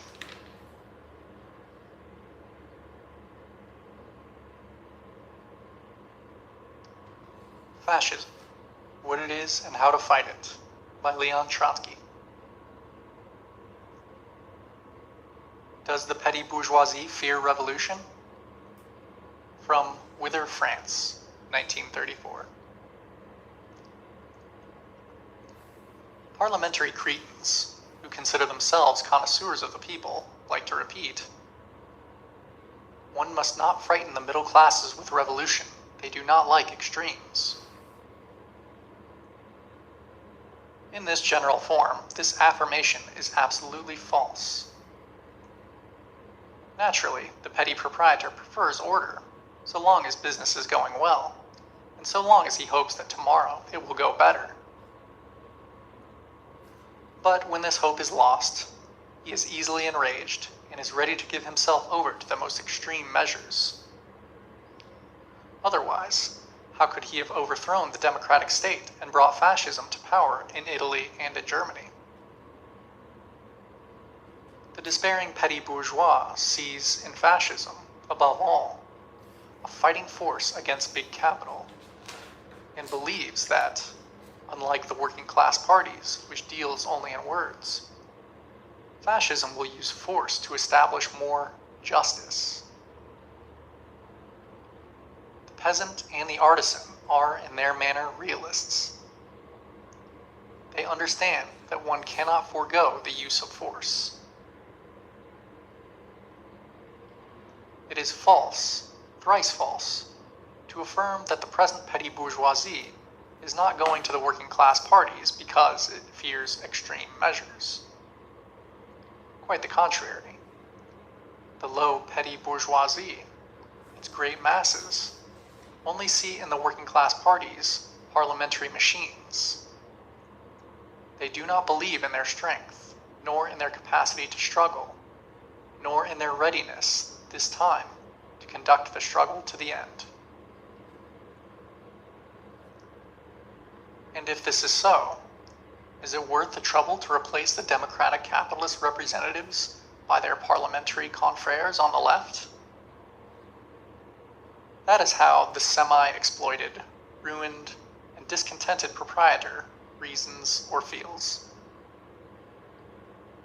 Without an understanding of the psychology of the peasants, the artisans, the employees, the petty functionaries, etc., a psychology which flows from the social crisis, it is impossible to elaborate a correct policy. The petty bourgeoisie is economically dependent and politically atomized. That is why it cannot conduct an independent policy. It needs a leader who inspires it with confidence. This individual or collective leadership, i.e., a personage or party, can be given to it by one or the other of the fundamental classes, either the big bourgeoisie or the proletariat. Fascism unties and arms the scattered masses. Out of human dust, it organizes combat detachments. It thus gives the petty bourgeoisie the illusion of being an independent force. It begins to imagine that it will really command the state. It is not surprising that these illusions and hopes turn the head of the petty bourgeoisie.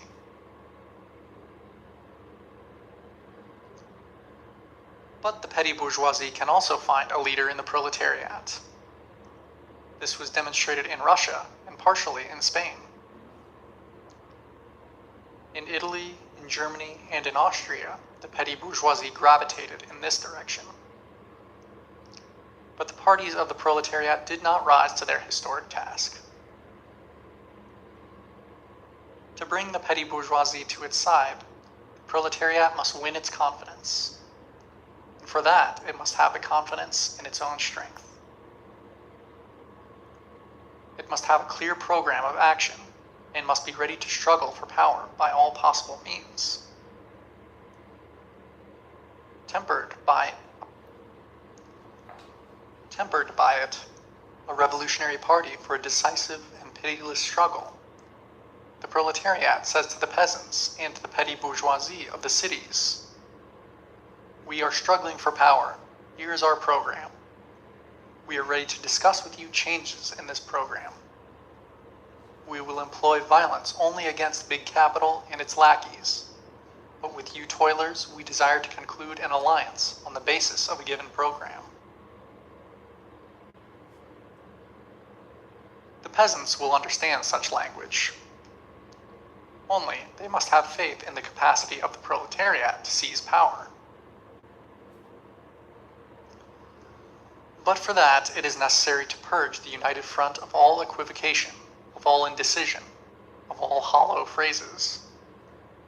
It is necessary to understand the situation and to place oneself seriously on the revolutionary road. End of section. By its revolutionary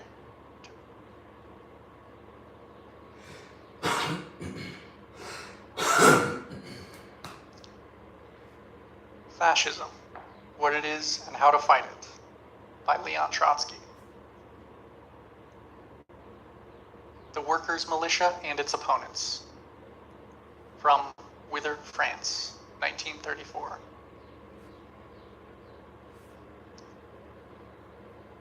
To struggle, it is necessary to conserve and strengthen the instrument and the means of struggle. Organizations, the press, meetings, etc. Fascism, in France, threatens all of that directly and immediately. It is still too weak for the direct struggle for power, but it is strong enough to attempt to beat down the working class organizations bit by bit, to temper its bans and its attacks, and to spread dismay and lack of confidence in their forces in the ranks of the workers. Fascism finds unconscious helpers in all those who say that the physical struggle is impermissible or hopeless, and demand to Domergue the disarmament of his fascist guard. Nothing is so dangerous for the proletariat, especially in the present situation, as the sugared poison of false hopes. Nothing increases the insolence of the fascists so much as flabby pacifism on the part of the workers' organizations. Nothing so destroys the confidence of the middle classes in the working class as temporizing, passivity, and the absence of the will to struggle. Le Populaire, the Socialist Party paper, and especially L'Humanité, the Communist Party newspaper, write every day, "The United Front is a barrier against fascism. The United Front will not permit. The fascists will not dare," etc. These are phrases. It is necessary to say squarely to the workers, socialists, and communists, do not allow yourselves to be lulled by the phrases of superficial and irresponsible journalists and orators. It is a question of our heads and the future of socialism. It is not that we deny the importance of the United Front. We demanded it when the leaders of both parties were against it. The United Front opens up numerous possibilities, but nothing more. In itself, the United Front decides nothing. Only the struggle of the masses decides. The United Front will reveal its value when communist detachments will come to the help of the socialist detachments, and vice versa, in the case of an attack by the fascist bands against Le Populaire or L'Humanité. But for that, proletarian combat detachments must exist and be educated, trained, and armed. And if there is not an organization of defense, i.e. a workers' militia, Le Populaire or L'Humanité, will be able to write as many articles as they like on the omnipotence of the United Front. But the two papers will find themselves defenseless before the first well-prepared attack of the fascists. We propose to make a critical study of the arguments and the theories of the opponents of the workers' militia, who are very numerous and influential in the two working class parties. We need mass self-defense and not the militia, we are often told. But what is this mass self-defense without combat organizations, without specialized cadres, without arms? To give over the defense against fascism to unorganized and unprepared masses left to themselves would be to play a role incomparably lower than the role of Pontius Pilate. To deny the role of the militia is to deny the role of the vanguard. Then why a party? Without the support of the masses, the militia is nothing. But without organized combat detachments, the most heroic masses will be smashed bit by the fascist gangs. It is nonsense to counterpose the militia to self-defense. The militia is an organ of self-defense. To call for the organization of a militia, say some opponents, who, to be sure, are the least serious and honest, is to engage in provocation. This is not an argument, but an insult. If the necessity for the defense of the workers' organizations flows from this whole situation, how then can one not call for the creation of the militia? Perhaps they mean to say that the creation of a militia provokes fascist attacks and government repression. In that case, this is an absolutely reactionary argument. Liberalism has always said to the workers that by their class struggle, they provoke the reaction. The reformists repeated this accusation against the Marxists, the Mensheviks against the Bolsheviks. These accusations reduce themselves, in the final analysis, to the profound thought that if the oppressed do not balk, the oppressors will not be obliged to beat them. This is the philosophy of Tolstoy and Gandhi, but never that of Marx and Lenin. If L'Humanité wants hereafter to develop the doctrine of, quote, non-resistance to evil by violence, it should take for its symbol not the hammer and the sickle, the emblems of the October Revolution, but the pious goat which provides Gandhi with his milk. Quote, but the arming of the workers is only opportune in a revolutionary situation which does not yet exist. This profound argument means that the workers must permit themselves to be slaughtered until the situation becomes revolutionary. Those who yesterday preached the third period do not want to see what is going on before their eyes. The question of arms itself has come forward only because the peaceful, normal, democratic situation has given way to a stormy, critical, and unstable situation which can reform itself into a revolutionary, as well as a counter-revolutionary situation. Note: the third period, according to the Stalinist schema, this was the final period of capitalism, the period of its immediately impending demise and replacement by Soviets.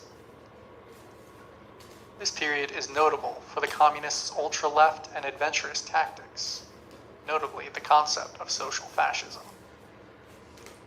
End quote.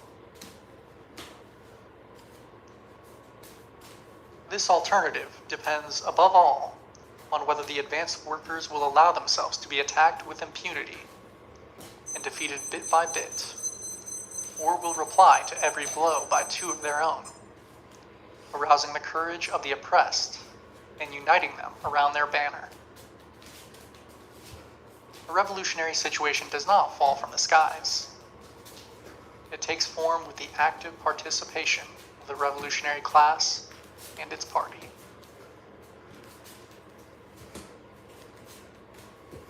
The French Stalinists now argue that the militia did not safeguard the German proletariat from defeat. Only yesterday, they completely denied any defeat in Germany and asserted that the policy of the German Stalinists was correct from beginning to end. Today, they see the entire evil in the German workers' militia, Rote Front, i.e. Red Front fighters, the communist-dominated militia banned by the Social Democratic government after the Berlin May Day riots of 1929. Thus, from one error, they fall into a diametrically opposite one, no less monstrous. The militia in itself does not settle the question. A correct policy is necessary. Meanwhile, the policy of Stalinism in Germany, social fascism is the chief enemy. The split in the trade unions, the flirtation with nationalism, putschism, fatally led to the isolation of the proletarian vanguard and to its shipwreck. With an utterly worthless strategy, no militia could have saved the situation.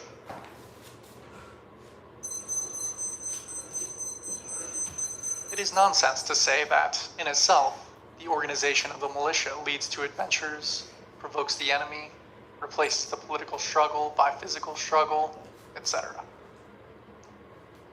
In all these phrases, there is nothing but political cowardice. The militia, as the strong organization of the vanguard, is in fact the surest defense against adventures, against individual terrorism, against bloody, spontaneous explosions. The militia is at the same time the only serious way of reducing to a minimum the civil war that fascism imposes on the proletariat. Let the workers, despite the absence of a revolutionary situation, occasionally correct the Papa's son patriots in their own way, and the recruitment of new fascist bands will become incomparably more difficult. But here the strategists, tangled in their own reasoning, bring forward against us still more stupefying arguments. We quote textually. Quote, "If we replied to the revolver shots of the fascists with other revolver shots," writes L'Humanité, October 23, 1934, "we lose sight of the fact that fascism is the product of the capitalist regime, and that in fighting against fascism, it is the entire system which we face." End quote. It is difficult to accumulate in a few lines greater confusion or more errors. It is impossible to defend oneself against the fascists because they are, quote, a product of the capitalist regime. That means we have to renounce the whole struggle, for all contemporary social evils are products of the capitalist system. When the fascists kill a revolutionist, or burn down the building of a proletarian newspaper, the workers are to sigh philosophically. Alas, murders and arson are products of the capitalist system, and go home with easy consciences. Fatalist prostration is substituted for the militant theory of Marx, to the sole advantage of the class enemy. The ruin of the petty bourgeoisie is, of course, the product of capitalism. The growth of the fascist bands is, in turn, a product of the ruin of the petty bourgeoisie. But on the other hand, the increase in the misery and the revolt of the proletariat are also products of capitalism. And the militia, in its turn, is the product of the sharpening of the class struggle. Why then, would the Marxists of for the, quote, Marxists of l'Humanité, are the fascist bands the legitimate product of capitalism and the workers' militia the illegitimate product of the Trotskyists? It is impossible to make head or tail of this. Quote, we have to deal with the whole system, we are told. How? Over the heads of human beings? The fascists in the different countries began with their revolvers and ended by destroying the whole system of workers' organizations. How else to check the armed offensive of the enemy, if not by an armed defense in order, in our turn, to go over to the offensive? L'Humanité now admits self-defense in words, but only in the form of mass self-defense. The militia is harmful because, you see, it divides the combat detachments from the masses. But why then are there independent armed detachments among the fascists who are not cut off from the reactionary masses, but who, on the contrary, arouse the courage and embolden those masses by their well-organized attacks? Or perhaps the proletarian mass is inferior in combative quality to the declassed petty bourgeoisie? Hopelessly tangled, l'Humanité finally begins to hesitate. It appears that the mass self-defense requires the creation of, quote, special self-defense groups. In place of the rejected militia, special groups or detachments are proposed. It would seem at first sight that there is a difference only in the name. Certainly the name proposed by l'Humanité means nothing. One can speak of mass self-defense, but it is impossible to speak of self-defense groups, since the purpose of the groups is not to defend themselves, but the workers' organizations. However, it is not, of course, a question of the name. The self-defense groups, according to l'Humanité, must renounce the use of arms in order to not fall into putschism. These sages treat the working class like an infant, who must not be allowed to hold a razor in its hands. Razors, moreover, are the monopoly, as we know, of the Camelot du Roi, French monarchists grouped around Charles Maurras's newspaper, Action Française, which was violently anti-democratic, who are a legitimate product of capitalism, and who, with the aid of razors, have overthrown the system of democracy. In any case, how are these self-defense groups going to defend themselves against the fascist revolvers? Ideologically, of course. In other words, they can hide themselves. Not having what they require in their hands, they will have to seek self-defense in their feet. And the fascists will, in the meanwhile, sack the workers' organizations with impunity.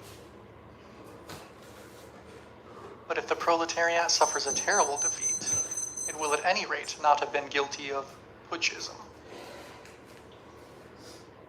This fraudulent chatter, parading under the banner of Bolshevism, arouses only disgust and loathing.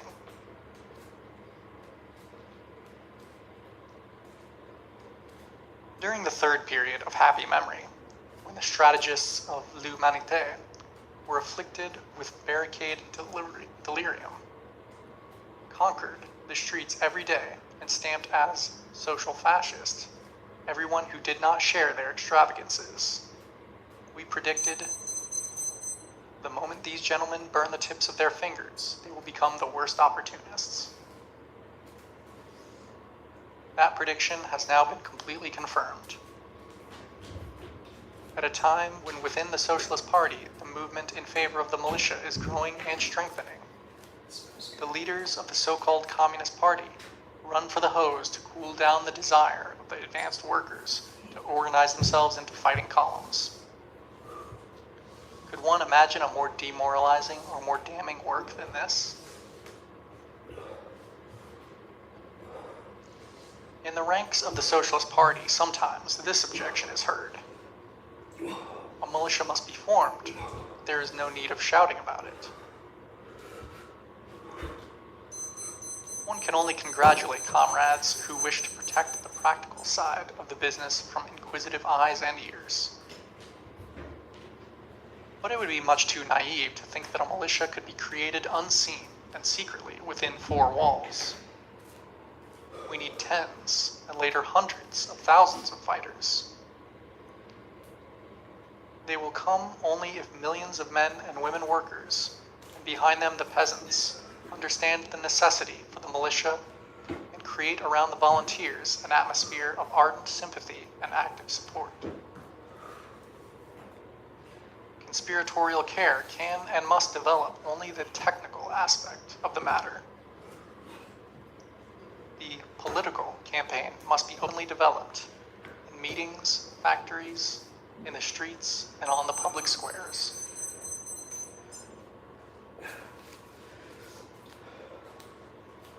The fundamental cadres of the militia must be the factory workers, grouped according to their place of work, known to each other and able to protect their combat detachments against the provocations of enemy agents far more easily and more surely than the most elevated bureaucrats.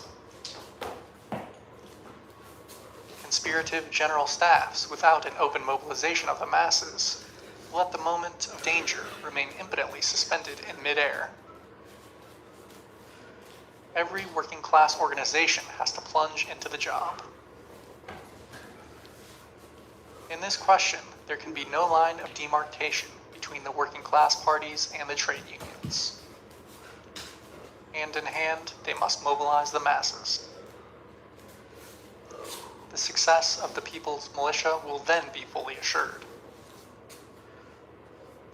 Quote, "But where are the workers going to get arms?"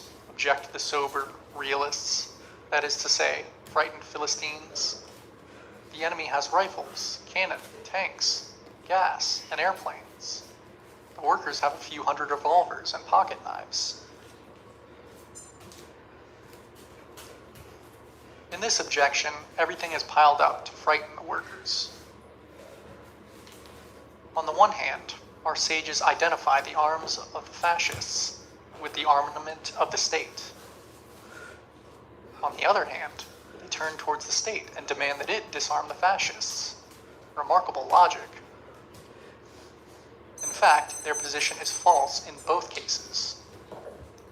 In France, the fascists are still far from controlling the state. On February the 6th, they entered an armed conflict with the state police.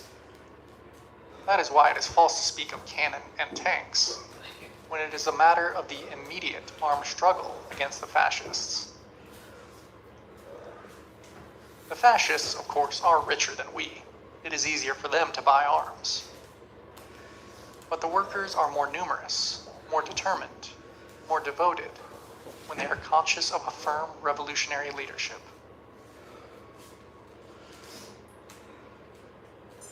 In addition to other sources, the workers can arm themselves at the expense of the fascists by systematically disarming them. This is now one of the most serious forms of the struggle against fascism. When workers' arsenals will begin to stock up at the expense of the fascist arms, depots, the banks and trusts will be more prudent in financing the armament of their murderous guards. It would even be possible in this case, but in this case only, that the alarmed authorities would really begin to prevent the arming of the fascists in order to not provide an additional sources of arms for the workers.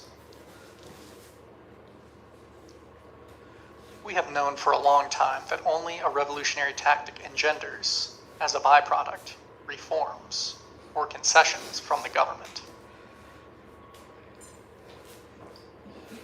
But how to disarm the fascists? Naturally, it is impossible to do so with newspaper articles alone. Fighting squads must be created. an intelligence service must be established. Thousands of informers and friendly helpers will volunteer from all sides when they realize that the business has been seriously undertaken by us. It requires a will to proletarian action. The arms of the fascists are, of course, not the only source. In France, there are more than 1 million organized workers. Generally speaking, this number is small, but it is entirely sufficient to make a beginning in the organization of a workers' militia. If the parties and unions armed only a tenth of their members, that would already be a force of 100,000 men.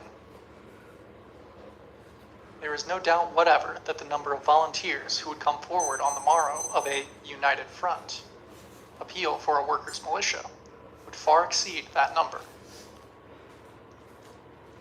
The contributions of the parties and unions, collections and voluntary subscriptions, would within a month or two make it possible to assure the arming of 100,000 to 200,000 working class fighters.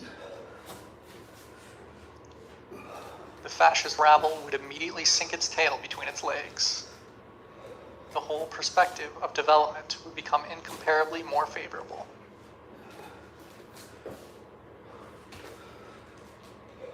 To invoke the absence of arms or other objective reasons to explain why no attempt has been made up to now create a militia is to fool oneself and others. The principal obstacle, one can say the only obstacle, has its roots in the conservative and passive character of the leaders of the workers' organizations. The skeptics, who are the leaders, do not believe in the strength of the proletariat. They put their hope in all sorts of miracles from above, instead of giving a revolutionary outlet to the energies pulsing below. The socialist workers must compel their leaders to pass over immediately to the creation of workers' militia, or else give way to younger, fresher forces.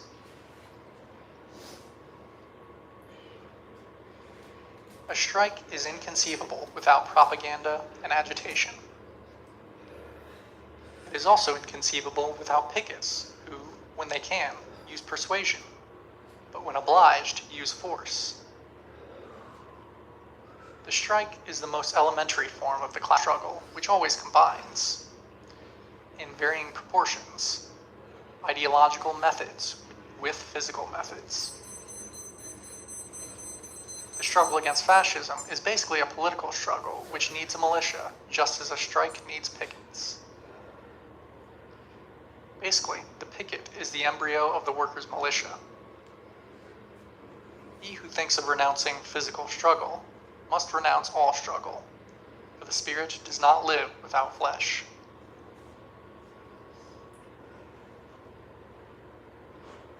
Following the splendid phrase of the great military theoretician Clausewitz, war is the continuation of politics by other means. This definition also fully applies to civil war. It is impermissible to oppose one to the other, since it is impossible to check at will the political struggle when it transforms itself, by force of inner necessity, into a political struggle.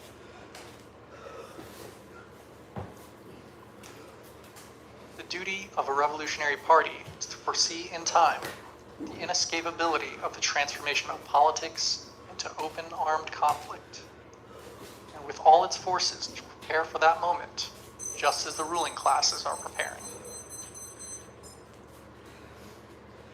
The militia detachments for defense against fascism are the first step on the road to arming of the proletariat, not the last. Our slogan is, "Arm the proletariat and the revolutionary peasants."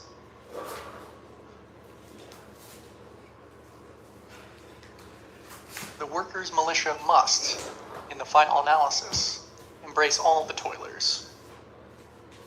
To fulfill this program completely would be possible only in a worker state into whose hands would pass all the means of production, and consequently, also all the means of destruction, i.e., all the arms in the factories which produce them. However, it is impossible to arrive at a worker state with empty hands. Only political invalids like Renaudel can speak of a peaceful, constitutional road to socialism. The constitutional road is cut by trenches held by the fascist bands. There are not a few trenches before us. The bourgeoisie will not hesitate to resort to a dozen coups d'etats, aided by the police and the army, to prevent the proletariat from coming to power. Note: Pierre Renaudel, 1871 to 1935. Prior to World War I, socialist leader Jean Jaurès' right-hand man and editor of L'Humanité. During the war, a right-wing social patriot, but in the 1930s, he and Marcel Daux led revisionist neo-socialist tendencies. Voted down at the July 1933 convention, his tendency split from the Socialist Party. After the fascist riots of February the 6th, 1934, most of the neos joined the Radical Party, the main party of French capitalism. End of note. A workers' socialist state can be created only by a victorious revolution. Every revolution is prepared by the march of economic and political development, but it is always decided by open, armed conflicts between hostile classes. A revolutionary victory can become possible only as a result of long political agitation, a lengthy period of education, and organization of the masses. But the armed conflict itself must likewise be prepared long in advance. The advanced workers must know that they will have to fight and win a struggle to the death. They must reach out for arms as a guarantee of their emancipation. End of section.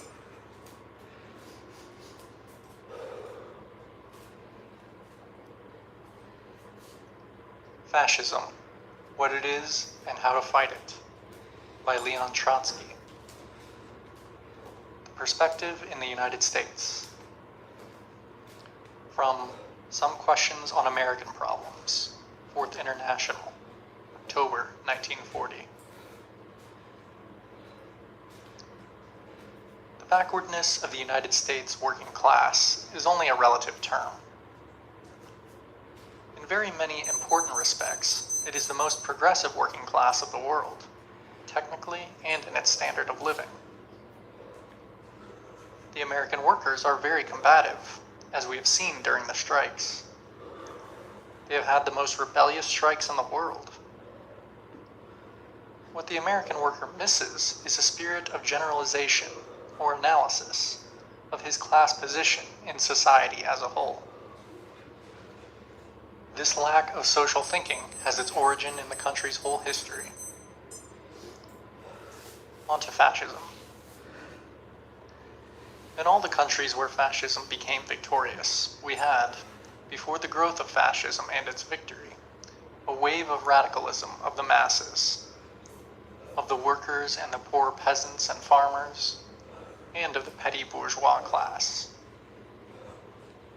In Italy, after the war and before 1922, we had a revolutionary wave of tremendous dimensions. The state was paralyzed, the police did not exist, the trade unions could do anything they wanted, but there was not a party capable of taking the power. As a reaction came fascism. In Germany, the same. We had a revolutionary situation in 1918. The bourgeois class did not even ask to participate in the power. The Social Democrats paralyzed the revolution. Then the workers tried again in 1922, 23, and 24. This was the time of the bankruptcy of the Communist Party, all of which we have gone into before. Then in 1929, 30, and 31, the German workers began a new revolutionary wave. There was a tremendous power in the communists and in the trade unions. But then came the famous policy on the part of the Stalinist movement of social fascism, a policy invented to paralyze the working class. Only after these three tremendous waves did fascism become a big movement. There are no exceptions to this rule. Fascism comes only when the working class shows complete incapacity to take into its own hands the fate of society. In the United States, you will have the same thing. Already there are fascist elements, and they have, of course, the examples of Italy and Germany. They will, therefore, work in a more rapid tempo. But you also have the examples of other countries.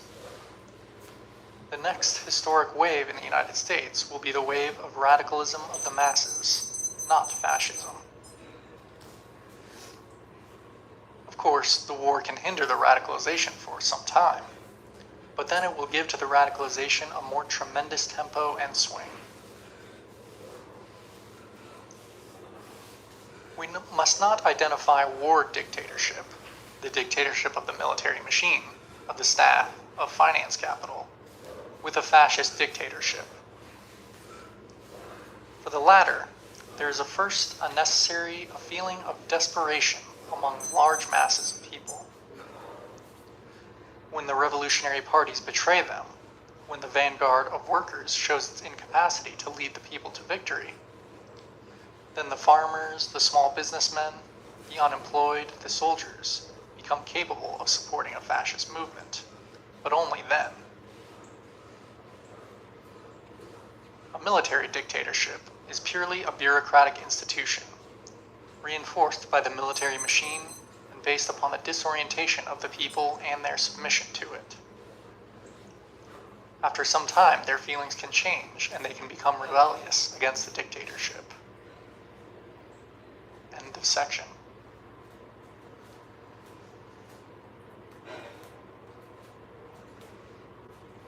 Fascism, What It Is and How to Defeat It, by Leon Trotsky. Build the Revolutionary Party. In every discussion of political topics, the question arises, shall we succeed in creating a strong party for the moment when the crisis comes? Might not fascism anticipate us? Isn't a fascist stage of development inevitable?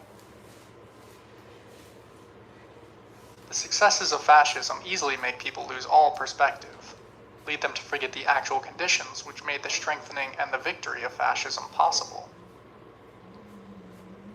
Yet a clear understanding of these conditions is of especial importance to the workers of the United States. We may set it down as a historical law. Fascism was able to conquer only in those countries where the conservative labor parties prevented the proletariat from utilizing the revolutionary situation and seizing power. In Germany, two revolutionary situations were involved, 1918 to 19 and 19 to 23 to 24. Even in 1929, a direct struggle for power on the part of the proletariat was still possible. In all these three cases, the social democracy and the Comintern, the Stalinists, criminally and viciously disrupted the conquest of power, and thereby placed society in an impasse. Only under these conditions, and in this situation, did the stormy rise of fascism and its gaining of power prove possible. Insofar as the proletariat proves incapable, at a given stage, of conquering power, imperialism begins regulating economic life with its own methods. The fascist party, which becomes the state power, is the political mechanism. The productive forces are in irreconcilable contradiction, not only with private property, but also with national state boundaries.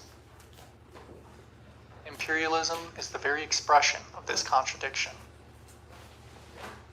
Imperialist capitalism seeks to solve this contradiction through an extension of boundaries, seizure of new territories, and so on. The totalitarian state, subjecting all aspects of economic, political, and cultural life to finance capital, is the instrument for creating a supranationalist state, an imperialist empire, the rule over continents, the rule over the whole world. All these traits of freedom we have analyzed, each one by itself and all of them in their totality, to the extent they become manifest or came to the forefront.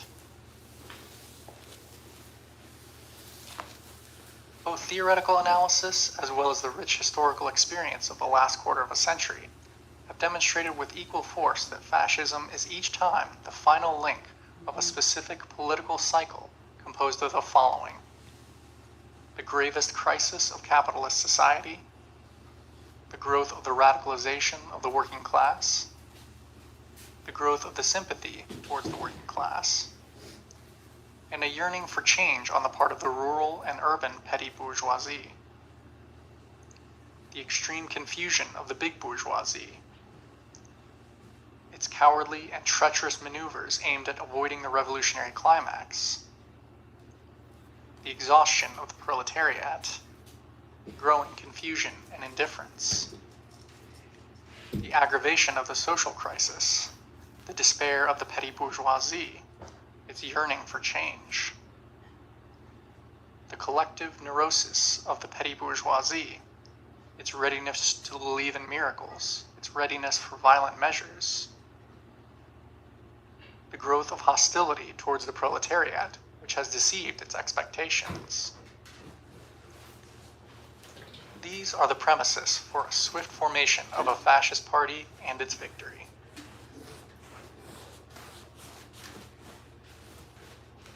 It is quite self-evident that the radicalization of the working class in the United States has passed through only its initial phases, almost exclusively in the sphere of the trade union movement, the CIO. The pre-war period, and then the war itself, may temporarily interrupt this process of radicalization, especially if a considerable number of workers are absorbed into war industry. But this interruption of the process of radicalization cannot be of a long duration. The second stage of radicalization will assume a more sharply expressive character. The problem of forming an independent labor party will be put on the order of the day. Our transitional demands will gain great popularity. On the other hand, the fascist reactionary tendencies will withdraw to the background, assuming a defensive position, awaiting for a more favorable moment. This is the nearest perspective. No occupation is more completely unworthy than that of speculating whether or not we shall succeed in creating a powerful revolutionary leader party. Ahead lies a favorable perspective, providing all the justification for revolutionary activism. It is necessary to utilize the opportunities which are opening up and to build the revolutionary party. End of Fascism: What It Is and How to Fight It, by Leon Trotsky. Read by Dessalines.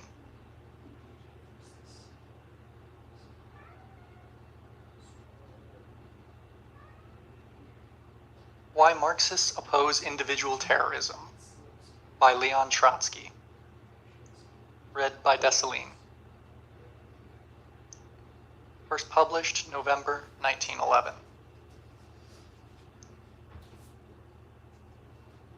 Our class enemies are in the habit of complaining about our terrorism. What they mean by this is rather unclear.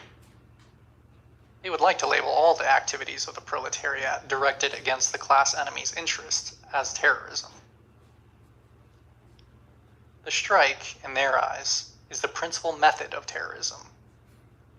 The threat of a strike, the organization of strike pickets, an economic boycott of a slave-driving boss, a moral boycott of a traitor from our own ranks, All this and much more they call terrorism.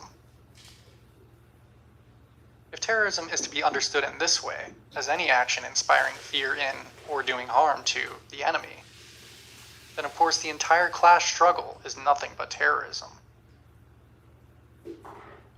And the only question remaining is whether the bourgeois politicians have the right to pour out their flood of moral indignation about proletarian terrorism, when their entire state apparatus with its laws, police, and army is nothing but an apparatus for capitalist terror. However, it must be said that when they reproach us with terrorism, they are trying, although not always consciously, to give the word a narrower, less indirect meaning. The damaging of machines by workers, for example, is terrorism in this strict sense of the word. The killing of an employer, a threat to set fire to a factory, or a death threat to its owner, an assassination attempt with a revolver in hand against a government minister. All these are terrorist acts in the full and authentic sense. However, anyone who has an idea of the true nature of international social democracy ought to know that it has always been opposed to this kind of terrorism, and does so in the most irreconcilable way. Why? Terrorizing with the threat of a strike, or actually conducting a strike, is something only industrial workers can do. The social significance of a strike depends directly upon, first, the size of the enterprise or the branch of industry that it affects, and second, the degree to which the workers taking part in it are organized, disciplined, and ready for action. This is just as true of a political strike as it is for an economic one. It continues to be the method of struggle that flows directly from the productive role of the proletariat in modern society. Belittles the role of the masses. In order to develop, the capitalist system needs a parliamentary superstructure. But because it cannot confine the modern proletariat to a political ghetto, it must sooner or later allow the workers to participate in parliament. In elections, the mass character of the proletariat and its level of political development, quantities, again, which are determined by its social role, i.e., above all, its productive role, find their expression. As in a strike, so in elections, the method, aim, and result of the struggle always depends on the social role and strength of the proletariat as a class. Only the workers can conduct a strike. Artisans ruined by the factory, peasants whose water the factory is poisoning, or lumpen proletarians in search of plunder can smash machines, set fire to a factory, or murder its owner. Only the conscious and organized working class can send a strong representation into the halls of parliament to look out for proletarian interests. However, in order to murder a prominent official, you need not have the organized masses behind you. The recipe for explosives is accessible to all, and a Browning can be obtained anywhere. In the first case, there is a social struggle, whose methods and means flow necessarily from the nature of the prevailing social order. And in the second, a purely mechanical reaction identical anywhere, in China as in France, very striking in its outward form, murder, explosions, and so forth, but absolutely harmless as far as the social system goes.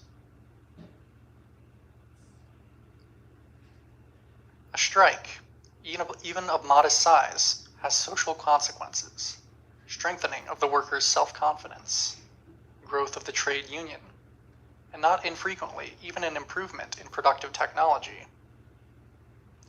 The murder of a factory owner produces effects of a police nature only, or a change of proprietors devoid of any social significance.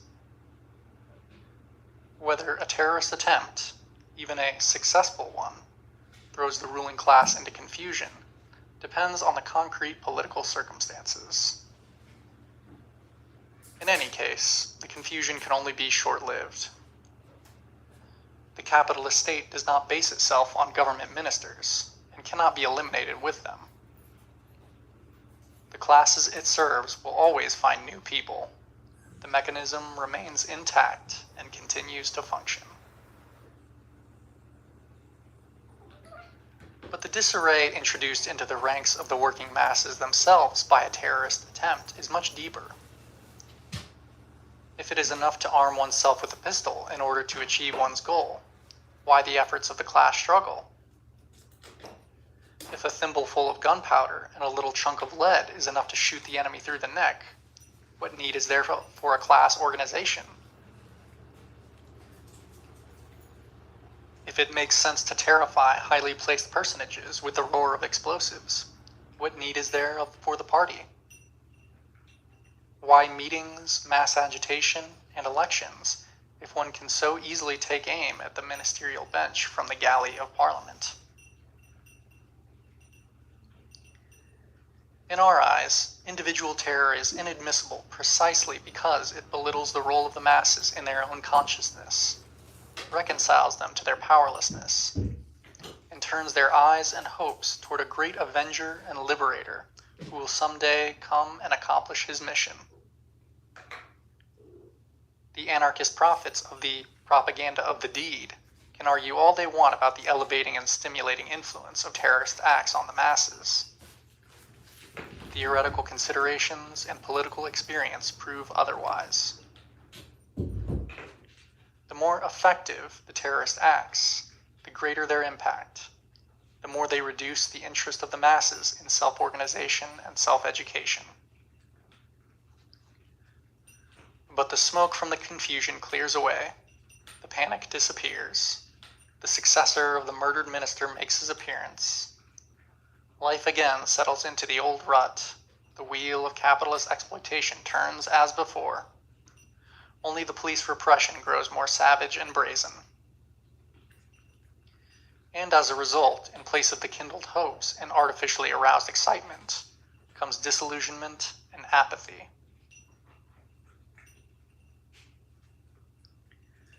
The efforts of reaction to put an end to strikes and to the end of the mass workers' movement in general have always, everywhere, ended in failure. Capitalist society needs an active, mobile, and intelligent proletariat. It cannot, therefore, bind the proletariat hand and foot for a very long. On the other hand, the anarchist propaganda of the deed has shown every time that the state is much richer in the means of physical destruction and mechanical repression than are the terrorist groups. If that is so, where does it leave the revolution? Is it rendered impossible by this state of affairs? Not at all. For the revolution it is not a simple aggregate of mechanical means. The revolution can arise only out of the sharpening of the class struggle, and it can find a guarantee of victory only in the social functions of the proletariat. The mass political strike, the armed insurrection, the conquest of state power, all this is determined by the degree to which production has been developed, the alignment of class forces, the proletariat's social weight, and finally, by the social composition of the army, since the armed forces are the factor that in time of revolution determines the fate of state power.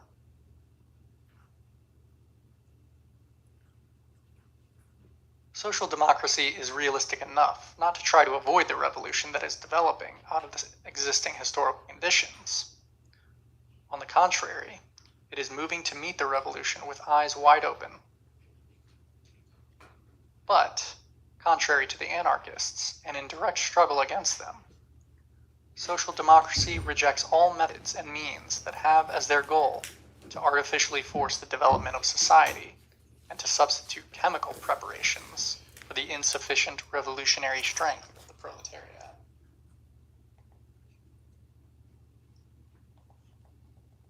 Before it is elevated to the level of a method of political struggle, terrorism makes its appearance in the form of individual acts of revenge. So it was in Russia, the classic land of terrorism. The flogging of political prisoners impelled Vera Sasulich to give expression to the general feeling of indignation by an assassination attempt on General Trepov. Her example was imitated in the circles of the revolutionary intelligentsia, who lacked any mass support. What began as an act of unthinking revenge was developed into an entire system in 1879 to 81. The outbreaks of anarchist assassination in Western Europe and North America always come after some atrocity committed by the government.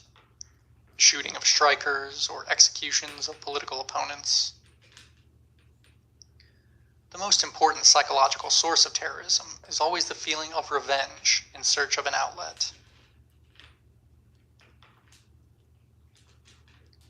There is no need to belabor the point that social democracy has nothing in common with those bought and paid for moralists who, in response to any terrorist act, make solemn declarations about the absolute value of human life.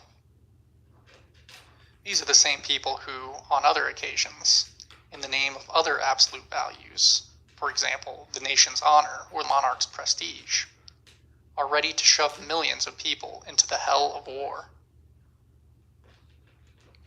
Today, their national hero is the minister who gives the sacred right of private property. And tomorrow, when the desperate hand of the unemployed workers is clenched into a fist or picks up a weapon, they will start in with all sorts of nonsense about the inadmissibility of violence in any form.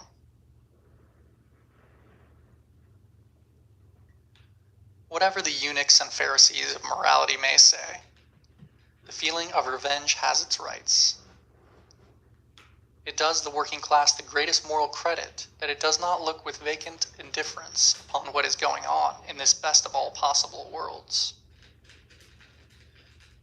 Not to extinguish the proletariat's unfulfilled feeling of revenge, but on the contrary, to stir it up again and again, to deepen it, and to direct it against the real causes of all injustice and human baseness.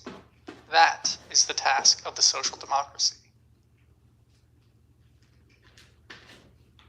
If we oppose terrorist acts, it is only because individual revenge does not satisfy us. The account we have to settle with the capitalist system is too great to be presented to some functionary called a minister.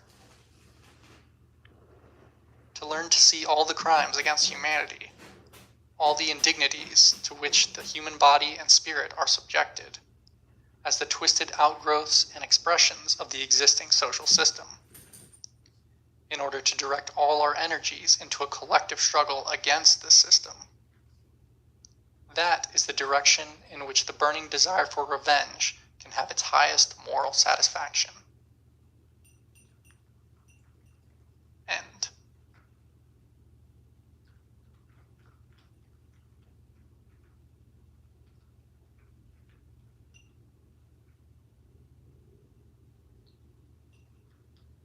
The Israeli Defense Force, Israel's well-funded and high-tech army, is the most moral army in the world. That is, if you believe the branding. צה"ל הוא הצבא המוסרי ביותר בעולם. The most moral army in the world. IDF is a moral army. The most moral. The IDF does more to safeguard the rights of civilians than any other army in the history of warfare. But apart from the allegations of war crimes in Gaza, the attempts to paint it as an animal-friendly, queer-friendly, religiously tolerant military institution, the history of the IDF says more about it than its social media image. Before the formation of the State of Israel in 1948, and before there was an Israeli army, there were three underground Zionist militias: the Haganah, the Irgun, and the Lehi. They were comprised of mainly Jewish migrants to the British Mandate of Palestine, with the aim of helping usher in the Jewish state by any means necessary. They differed in their tactics and beliefs, and at times fought with each other, but together they terrorized Palestinian villages,